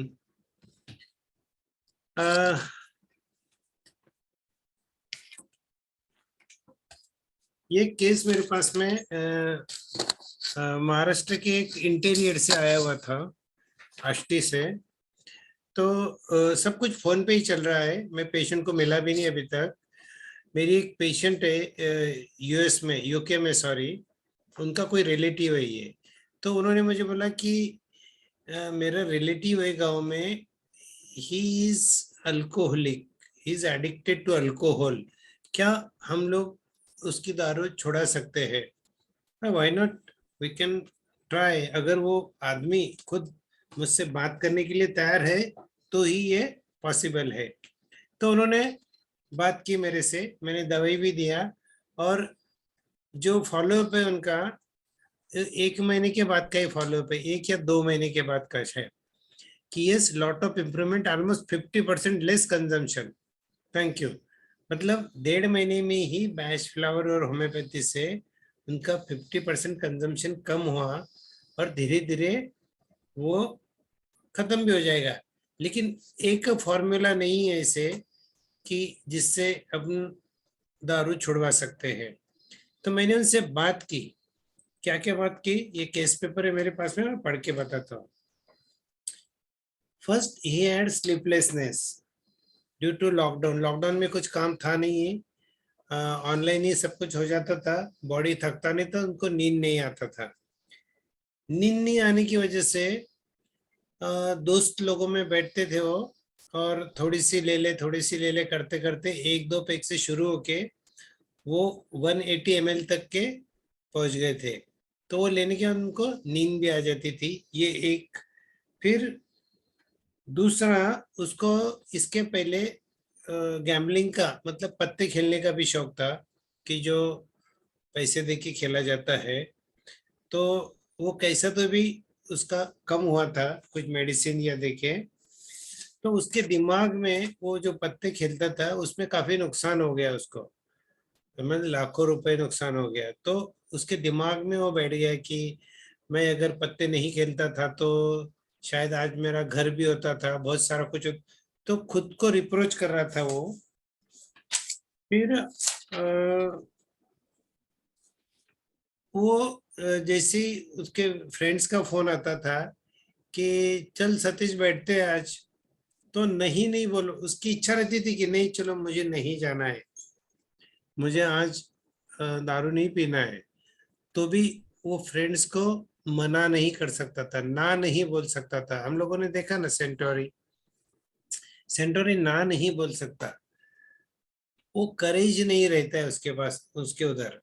और जैसे ही वो बाहर निकलता था अपनी इच्छाओं के ऊपर का नियंत्रण खो देता था, कि बाहर निकला है तो नहीं पीना ये सोच के निकलता था, लेकिन अपने आप वो दुकान पे चला जाता था और पी के आता था। तो इन शॉर्ट ये सब सिम्टोमेटोलॉजी था उसका। और उसने मुझे बोला कि मेरे को एक प्रॉब्लम भी था कि कोई तो डिस्प्यूट हो गया था उनके फैमिली में, और बोले दिन भर तो मैं ठीक रहता हूँ, लेकिन जैसी रात होती है मुझे वो डिस्प्यूट याद आ जाता है और फिर मैं परेशान हो जाता हूँ, मुझे नींद नहीं आती है और फिर मैं वापस दारू पीता हूँ। मतलब ये सब दिमाग में कॉम्प्लिकेशंस हो गए थे उसके। इसके लिए फिर मैंने उसको एग्री मनी, जो रात में विचार चलते थे, जो डिस्प्यूट्स थे उसके दिमाग में, जो दिन में नहीं आते थे, बिजी रहता तभी भूल जाता था, तभी एकदम हंसी मजाक खेल कूद में रहता था, रात में आते थे उसके दिमाग में। एग्री मनी दिया, वो नहीं नहीं बोल सकता था, सेंटोरी दिया। फिर व्हाइट चेस्टनट, बार बार बार बार एक ही आदत, एक ही चीज रिपीट होती थी उसके लाइफ में, छोड़ता था वापस लेता था छोड़ता था। व्हाइट चेस्टनट प्लस फिर cherry plum. Cherry plum fear of losing self control, कि जैसे वो बाहर निकलता था उसका कंट्रोल छोड़ जाता था। और इसमें एक पाइन भी ऐड किया था मैंने।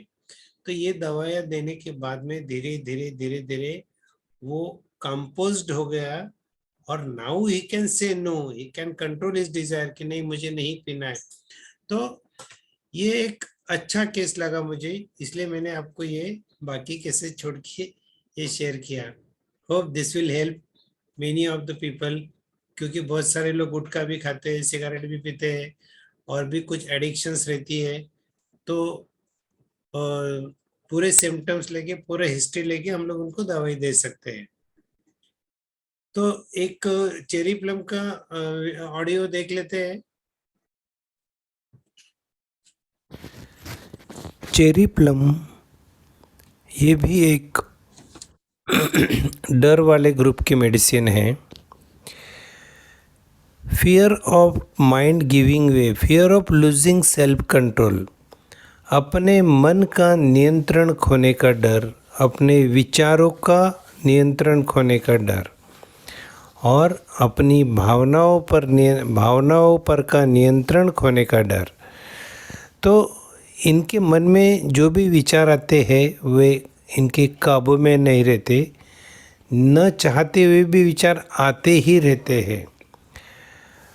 तो इनको लगता है कि अपने विचारों का इनका जो नियंत्रण है वो छूटते जा रहा है। जैसे डायबिटीज़ का मरीज है, मीठा नहीं खाना चाहिए, लेकिन देखते ही बराबर मीठा देखते ही इनका कंट्रोल निकल जाता है, मन का काबू छूट जाता है और वो मीठा खा लेते हैं। तो इतनी मेहनत से शुगर कंट्रोल लाई हुई रहती है, वो सब चला जाता है। तो मॉल में जाने के बाद में भी ये सोच के जाते हैं मॉल में कि ज़्यादा शॉपिंग नहीं करेंगे, लेकिन जैसी चीज़ें दिखती है इनको तो ये कुछ न कुछ खरीद ही लेते हैं। इनको जब गुस्सा आता है तो इतना नियंत्रण के बाहर वाला गुस्सा आता है कि ये मारपीट पे उतर आते हैं, कर भी लेते हैं, या बात कभी कभी खून खराबे तक पहुंच जाती है। ओसीडी के पेशेंट को जैसे आप देखते होंगे, बार बार हाथ धोते रहते हैं, बार बार साफ सफाई करते रहते हैं, इनको पता होता है कि ये गलत कर रहे हैं, लेकिन इनके मन के ऊपर का इनका नियंत्रण नहीं रहता है, इसलिए ये हाथ धोते ही रहते हैं। इनको ये चीज़ से भी बड़ी तकलीफ़ होती है कि यार मैं चाह के भी रोक नहीं पा रहा हूँ, उनको अंदर से अच्छा नहीं लगता है। एक मेरा पेशेंट था, उसको ये डर लगता था कि मैं अभी ट्रेन में जाने वाला हूँ, साथ में मेरा छोटा बच्चा है, मुझे डर लगता है बोले कि मैं ये मेरा जो बच्चा है इसको बाहर न फेंक दूँ मैं ट्रेन से। और मतलब इट इज़ पॉसिबल, ये हो सकता है, लेकिन उसका जो डर था, वो जो ट्रैवलिंग का एक मज़ा रहता है, आनंद लेने से उसको रोकता था, क्योंकि उसको हमेशा अपने ये डर को कंट्रोल करने के लिए उसको बहुत मेहनत करनी पड़ती थी।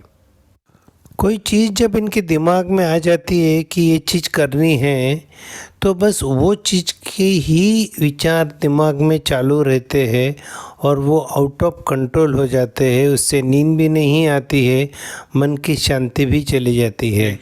चेरी प्लम देने से ये सब चीज़ें काबू में आ जाती है।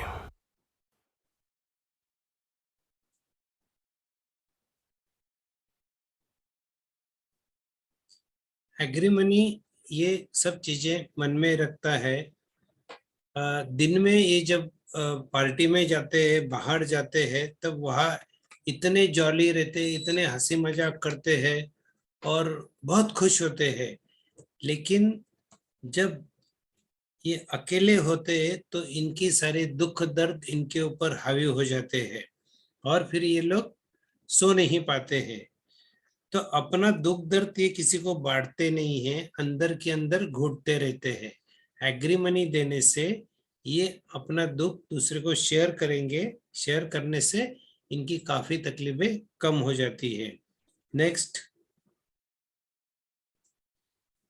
तो हम लोग अभी यहाँ स्टॉप करते हैं। डोजेस के बारे में मैं बता देता हूँ। Next slide please. Next next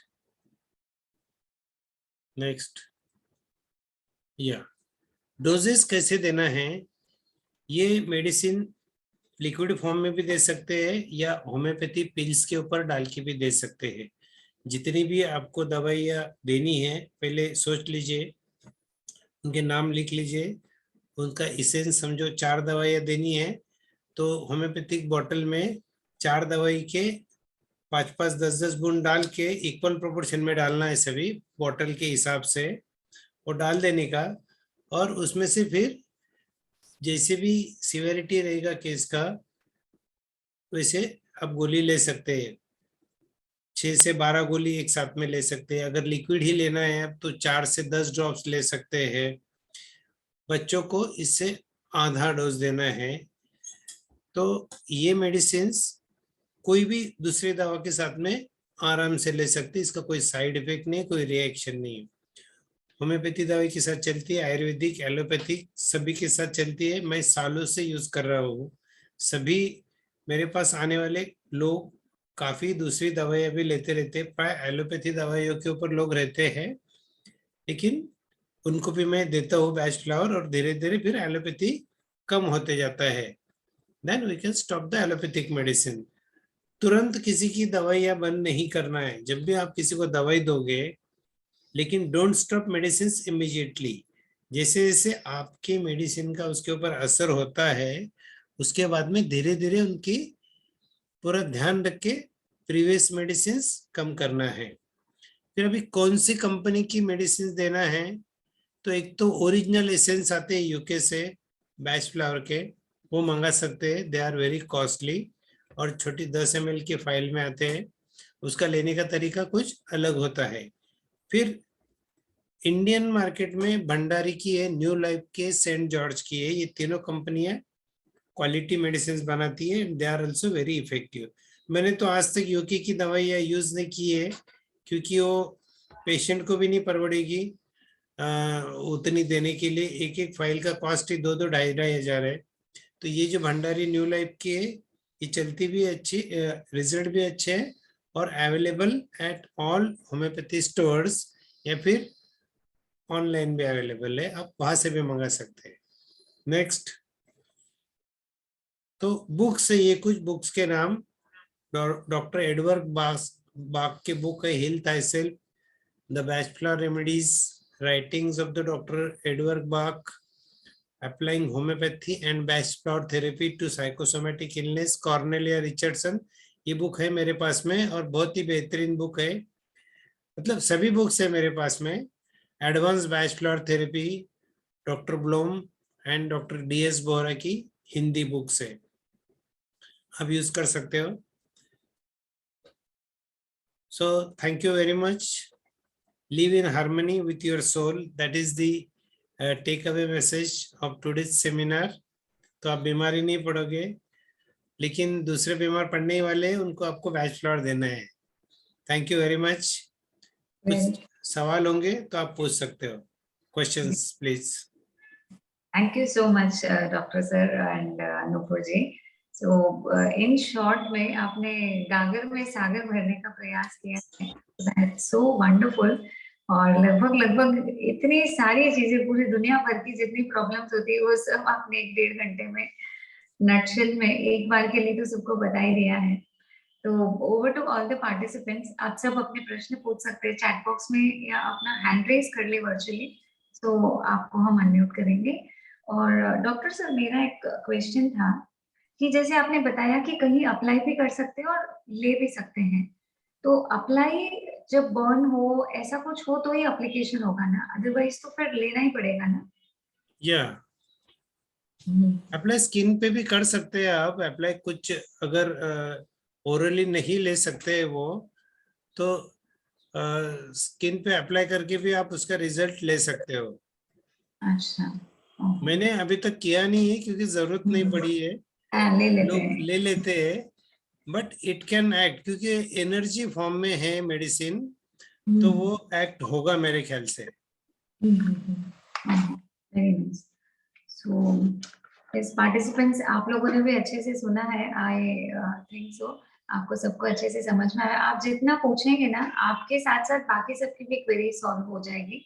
तो जरूर आप सब भी ओपन रहे, प्लेटफॉर्म सभी के लिए ओपन है। आई थिंक पहले कुछ प्रश्न आए थे। Hello. हाँ, Actually, I'm taking 5 types of what I'm saying. I'm taking 5 types of bachelor remedy that was suggested to me. One is wild rose, one is Aspen, one is horse peen, rescue remedy, as well as your C. So I wanted to ask, one major thing is I have a high BP problem, but sometimes when I take this, I get a very high headache. I don't understand why, but this has been in a repetitive process, as well as I have my other homeopathic medicines that are continued with it. तो ये जो bachelor ले रहे हैं, वो आप अपने मन से ले रहे हैं या कोई डॉक्टर की सलाह से? एक्चुअली मैं लाइफ कोचिंग ले रही थी, तो दीदी ने बताया था, तो मैंने उसके हिसाब से एडजस्ट करके लिया था। So that's the thing, but मतलब I have seen the results, they are better, but एक यही प्रॉब्लम है कि मैं कभी कभी जब लेती हूँ ना, तो I get a very high headache, but I don't understand why. तो आप है ना, कोई तो पॉइंट मिस कर रहे हो आपके लाइफ का। आप पहले पॉजिटिव फैक्टर में जाइए कि आपको बीपी के लिए ले रहे हैं ना आप? नहीं, I am taking for antidepressants. I am not able to sleep at night. I have this issue. I am not able to wake up in the morning early. And other than that, I have a lot of physical issues in terms of मतलब क्या बोलते हैं, breathing issues होते हैं. I am very irritative. I have a lot of mood swings. तो n number of factors की वजह से ये suggest किया था. तो आपको कॉज क्या मिला? आप इतना बीमारी क्यों हुआ है, उसके तह तक जाइए पहले आप। What is the cause of your illness? Okay. Actually, last January, I was detected with the severe bronchitis, and I actually am a homeopathic person, तो मैं allopathic कभी लिया नहीं है life में. But that time, what happened was कि even after taking homeopathy, my health was not getting better, so they shifted me to allopathy. Once they shifted me to allopathy, तो respiratory pump आता है, if you know, the powdered one. वो लेने की वजह से I got a severe fungus from my throat till my intestine. तो उसकी वजह से n नंबर ऑफ इश्यूज चालू होते गए तो वो 3 महीने वही चलता रहा. तो उसके बाद मेरे को एलोपैथी पे ही पूरा जाना पड़ा. अच्छा, फिर भी और भी डीप में जाना चाहिए कि आपकी तबीयत खराब क्यों हुई है, इतना ब्रोंकाइटिस क्यों हो गया आपको अचानक से इतना, कि जो होम्योपैथी मेडिसिन जो सालों से ले रहे थे उससे भी ठीक नहीं हुआ. इसका मतलब वहां कुछ कॉज है कि जो वर्कआउट हो रहा है और जो ध्यान में नहीं आ रहा है आपके, या उसको न्यूट्रल नहीं किया गया है. पहले वहां तक जाइए, आप डीप में जाइए. I think Henika ji, you need to connect with doctor sir so that वो आपको और भी अच्छे से, है ना, एज ए क्लाइंट आपको और अच्छे से स्टडी कर सकते हैं. और आप डोंबिवली में ही है तो आपके लिए भी नजदीक रहेगा, आप घाटकोपर में हैं, तो you can figure out some time जब भी डॉक्टर सर फ्री हैं, तो please connect to him personally. Okay. हाँ, that's fine, right? Okay. Hello. Thank you much. जी, पूछिए. Good afternoon, doctor. I wanted to discuss about my daughter. So if there's an exam or if there's anything that she has to speak about, she gets a lot of anxiety. So like her legs will start shivering. If I have to suppose go and tell her to just talk to someone, or if you have to go and buy something, or you have to go in a hotel if you want to order something, she wouldn't be that confident to do it. While crossing road, she has a problem. Age कितना है? She's turned 17. 17. तो आप उनको rescue remedy दो पहले, साथ में larch देना और मिमुलस भी देना, इतनी चालू करिए. And if you are pressurising her for good result, वो स्टॉप कर दिए. कभी कभी पेरेंट का प्रेशर इतना रहता है ना परफॉर्मेंस को लेके, तो भी वो डर पैदा करता है बच्चों को. नहीं, I am a very chill parent, so मेरे को हो सकता है, मैं जस्ट एग्जांपल दिया मैं. या कभी कभी उनका सेल्फ क्रिएटेड भी रहता है, पीयर प्रेशर रहता है कि मेरे फ्रेंड को इतना मिल रहा है, वो लोग इतने आगे चले गए, मुझे भी करना चाहिए. And that also creates loss of confidence and fear. So आप लार्ज मिमुलस और रेस्क्यू रेमेडी दीजिए. Okay, would you be able to give me the name on this so I could just write it down or something? या आपका है ना, वो group में हो क्या आप? हाँ, ग्रुप में है. या मुझे मैसेज कर देना, मैं आपको डिटेल्स डाल दूंगा. Okay. And if you want to meet you personally and get an appointment, how can we do that? अच्छा, वो भी ग्रुप में आप मुझे कांटेक्ट कर लो तो मैं आपको डिटेल समझा दूंगा फिर. Okay, fine. That would be great. या श्योर. Yeah, thank you.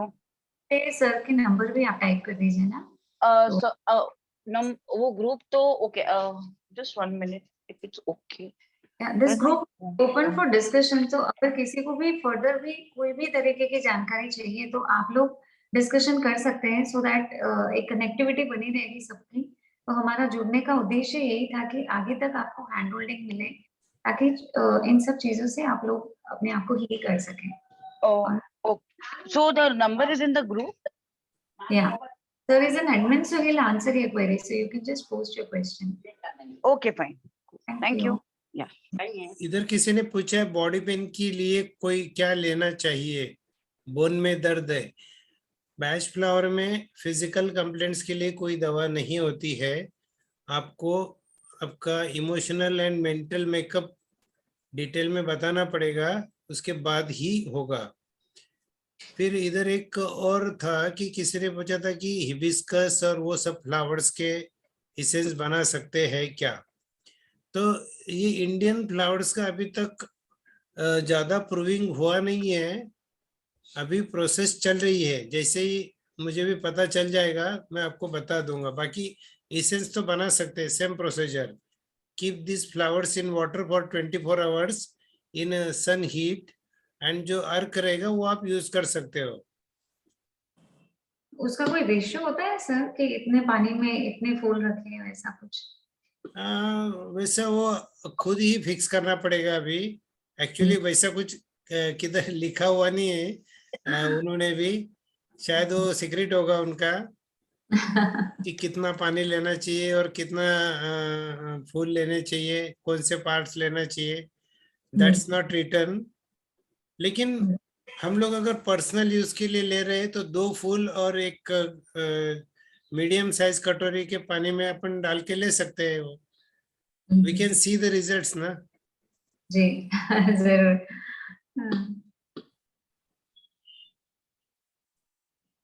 और जी। किसी का कोई क्वेश्चन?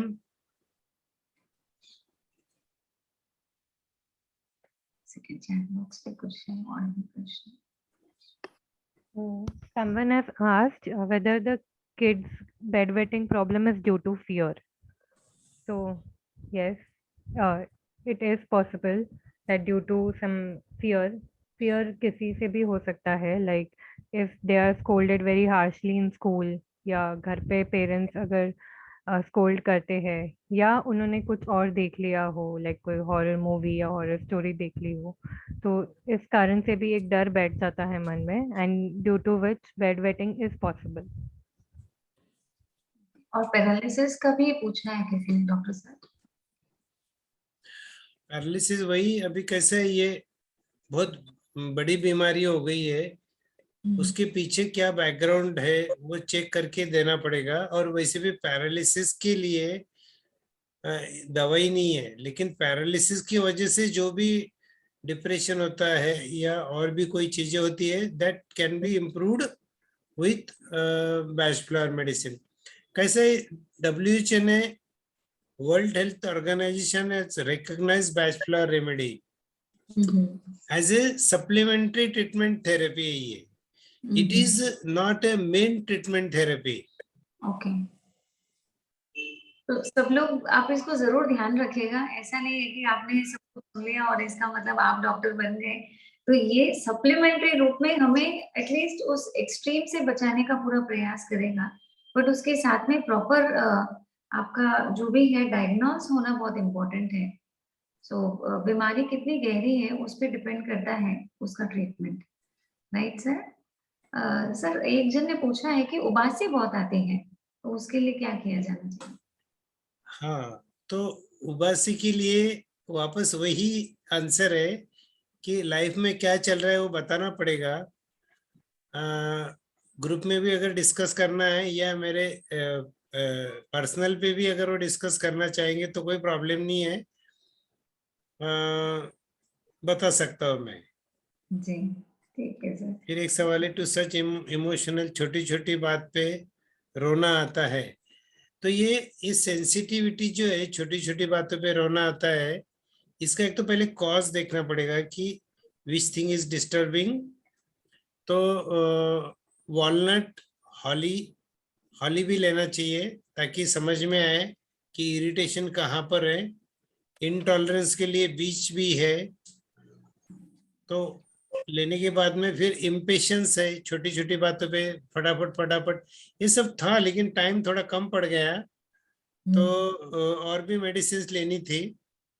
लेकिन कभी तो भी और एक खाद सेमिनार करेंगे, वेबिनार करेंगे, बाकी का कवर कर लेंगे उसमें। Definitely sir, so we would love to have one more session. तो जब भी जैसे भी आपके थोड़ा भी समय मिले तो हम जरूर चाहते हैं कि बाकी की भी जो रेमेडीज है उसको हम जाने। तो जैसे आधा अधूरा ज्ञान नहीं हो, पूरा ज्ञान हम सीख पाए एटलीस्ट बेसिक, ताकि उसको प्रॉपर्ली फॉलो कर सके। और वैसे है ना, मेरा YouTube चैनल पे अगर वो तो फ्री है सबके लिए, मैंने ऑल मेडिसिन 38 मेडिसिन डिटेल में दी हुई है, प्लस रेस्क्यू रेमेडी। अगर वो कोई ध्यान से देखते हैं लोग, काफी लोग देखते हैं, काफी प्रैक्टिस कर भी रहे हो देख करके, लेकिन कैसे रहता है कि टाइम देना पड़ेगा, देखना पड़ेगा, सीखना पड़ेगा, बिना सीखे कुछ नहीं होने वाला है। That's very true sir। तो पूरे डॉक्टर सर के सारे YouTube में अवेलेबल है, जरूर आप ध्यान से देख करके नोट्स बनाइएगा, इजी रहेगा सबको लर्न करने के लिए भी। या ठीक है, yes doctor sir, I think और कोई विनीता क्वेश्चन? जी मेरा एक क्वेश्चन जी पूछिए। डॉक्टर, मैं ना जल्दी किसी से बात नहीं कर पाती हूँ, मुझे बहुत डर लगता है। तो उसका क्या उपाय है? अभी मैं आपसे भी बात करूँ, आप इतने दूर है, मेरे हाथ पैर धुज रहे हैं। वेरी नाइस, आप ठीक हो जाएंगे, अपनी हिम्मत तो कर लेना। अभी मेरे को अभी है ना, आपने इसमें इतनी सारी बातें बताई कि गाड़ी चलाते समय और एग्जाम के टाइम मेरे को इतनी फास्ट धड़कन इतनी फास्ट हो जाती है कि मेरे को इतनी घबराहट होती है, मैं कैसे करूंगी। मेरे को अभी इतना घबराहट हो रही है आपसे बात करके, भी फिर भी मैंने ट्राई किया आपसे बात करने के लिए। मेरा नंबर है आपके पास में? नहीं है डॉक्टर मतलब ग्रुप में हो आप? हाँ। ठीक है, मैं तो भी आपको नाम तो बता देता हूँ। एक तो रेस्क्यू रेमेडी से चालू करिए आप। हाँ ओके। 4 बूंद दिन में 3 बार कंटिन्यू, इसको महीना 2 महीना 3 महीना तक लेना है। साथ में मिम्यूलस और लार्ज। तो ये कहाँ मिलेगा आपका, ये जो भी आप कहाँ रहते हो? मैं मंड्या में। हाँ, मंड्या वो कहाँ पर आया? कर्नाटक का है। हाँ, होम्योपैथी दवाई मिलती है वहाँ? पता नहीं, पूछ के देखती हूँ। मैंने आयुर्वेदिक की ली थी अभी बीच में, वो स्टमक पेन के लिए, उसके लिए स्टार्ट किया था। नहीं, आयुर्वेदिक कैसा है, आपको फिजिकल प्रॉब्लम के लिए अच्छी मेडिसिन, अच्छा। लेकिन आपने जो प्रॉब्लम बताया ना उसके लिए परफेक्ट जो मैं दवा बता रहा हूँ वो परफेक्ट है एकदम। हाँ आप ओके। 3 महीने लेके आपको चेंज मालूम पड़ जाएगा। सर नहीं तो अमेजोन में भी अवेलेबल है ना, ऑनलाइन? हाँ, अमेजोन पे ना, ऑनलाइन भी है available. Okay doctor, thank you. आपका बहुत अच्छा था सेशन। हम चाहते कि और आगे आपका सेशन रहे। थैंक यू विनीता जी, इतना अच्छा सेशन था, वो भी करेक्ट टाइम में था, अच्छा था मेरे लिए तो। नहीं, विनीता जी बहुत अच्छा काम कर रहे हैं और वो तो उनके पहले साथ से जुड़े कर रहे, रहिए आप। लॉकडाउन से उनका अच्छा क्लास चल रहा है। नहीं, शी इज डूइंग ग्रेट। आप जैसे अच्छे अच्छे लोग मिल जाते तो अच्छा काम हो जाता है बस। बस बस।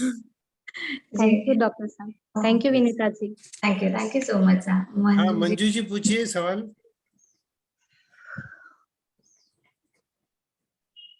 मंजू चल्लानी।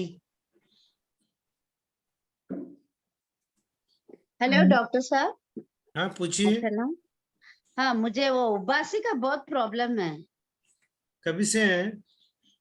लगभग हो गए 5 to 6 years। उबासी बहुत ज्यादा आती है, यानी कि 3rd फ्लोर में आती है तो ग्राउंड फ्लोर तक इतनी जोर से आती है उबासी। अच्छा, थोड़ा डिटेल लगेगा। देखिए, सिर्फ उबासी के लिए मैं बैचलर ऐसे बता नहीं सकता आपको। ओके। फिर मेरा भी आप मेन क्या प्रॉब्लम, करो। मतलब मैं मेडिटेशन स्टार्ट करी हूँ, मेडिटेशन की मैं ट्रेनर हूँ। और मतलब तपस्या वगैरह भी बहुत चलती है, मेरे होल ईयर चलती है तपस्या, लेकिन ये उबासी के पीछे मैं बहुत परेशान हूँ। अच्छा, तपस्या भी करते हो आप? या वो तपस्या भी करती हूँ और फुल एक्टिव हूँ।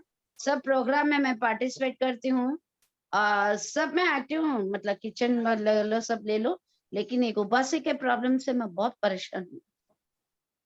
ठीक है, आप एक रॉक वाटर बोल के दवाई है। क्या चीज है? Rock water. Raw water. हाँ, ये 4 बूंद 3 बार लेके देखिए आप, और हाँ। 15 दिन के बाद मुझे वापस मैसेज करिए। स्पेलिंग RAW वाटर है क्या? Raw ROCK ROCK। Okay, rock और वाटर। वाटर। ओके, मिलेगी दवाई की दुकान पे? हाँ, मिल जाएगी, होम्योपैथी दवाई की दुकान पे मिलेगी। मंजू जी आप चेन्नई से है ना? हेलो। हाँ मंजू जी, आप चेन्नई से हो ना? या आई एम फ्रॉम चेन्नई। आपको मिल जाएगा चेन्नई में, अपने होम्योपैथिक बहुत स्टोर्स है ना, कहीं पे भी आपको ओके नहीं तो ऑनलाइन तो इजी है ही, अमेजोन। Okay okay. जी, so fantastic everybody, thank you so much for your wonderful thank you so participation. Much, thank you so much. Thank you Manju ji. So सभी को लास्ट में कुछ इंपॉर्टेंट इन्फॉर्मेशन शेयर करनी थी मुझे। सो आप सबको जैसे मालूम ही है, हमारे एवरी सैटरडे लाइव जैनिज्म के सेशंस चलते हैं और अलग अलग सेशंस रखने का प्रयास किया जा रहा है गुरु कृपा से। और उसी में ही अभी उत्तराध्ययन सूत्र के सेशंस चल रहे हैं, भगवान महावीर की अंतिम वाणी कई लोग जुड़े हुए हैं, कई लोग नए लोग भी हैं, तो आप जरूर उसमें सुनने का लक्ष्य रखें। अभी हमारे उसमें 7th अध्ययन, कल 7वां अध्ययन का सेशन रहेगा, तो जरूर जुड़िएगा। और अगर आपने अभी तक चैनल को भी सब्सक्राइब नहीं किया हो तो कर लीजिए। ऐसे कई सारे अच्छे और भी बहुत वंडरफुल पर्सनालिटीज हमारे आगे के सत्र में भी आने वाले हैं, और ज्यादा से ज्यादा लोगों को शेयर कीजिए ताकि इसका सब लोग लाभ उठा सके। और एक यूनिटी इज स्ट्रेंथ कहते हैं ना, वैसे हम एक साथ मिलकर के कई सारे लोगों को हीलिंग में भी मदद कर सकते हैं। तो फिजिकल हीलिंग, मेंटल हीलिंग और स्पिरिचुअल हीलिंग तीनों को ही लाने का प्रयास किया जा रहा है आप सभी के साथ, और आप सबका प्यार हमेशा से बना रहा है हमारे साथ, उसी के लिए भी बहुत बहुत धन्यवाद। And thank you so much doctor sir, doctor Gopal ji and doctor Nupur ji, thank you so much. इतने शॉर्ट ड्यूरेशन में, भले लंबे समय से हमारी बात चल रही थी, बट सत्र बहुत शॉर्ट ड्यूरेशन में, आपके घर में भी कुछ फंक्शंस थे, but still any how you have manage, तो बहुत बहुत धन्यवाद।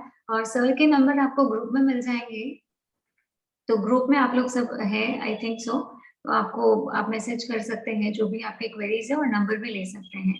सो see you all very soon, thank you so much sir, thank you so much, thank you thank you, thank you. Thank you so much. सादर जय जिनेंद्र, सभी को बहुत बहुत धन्यवाद।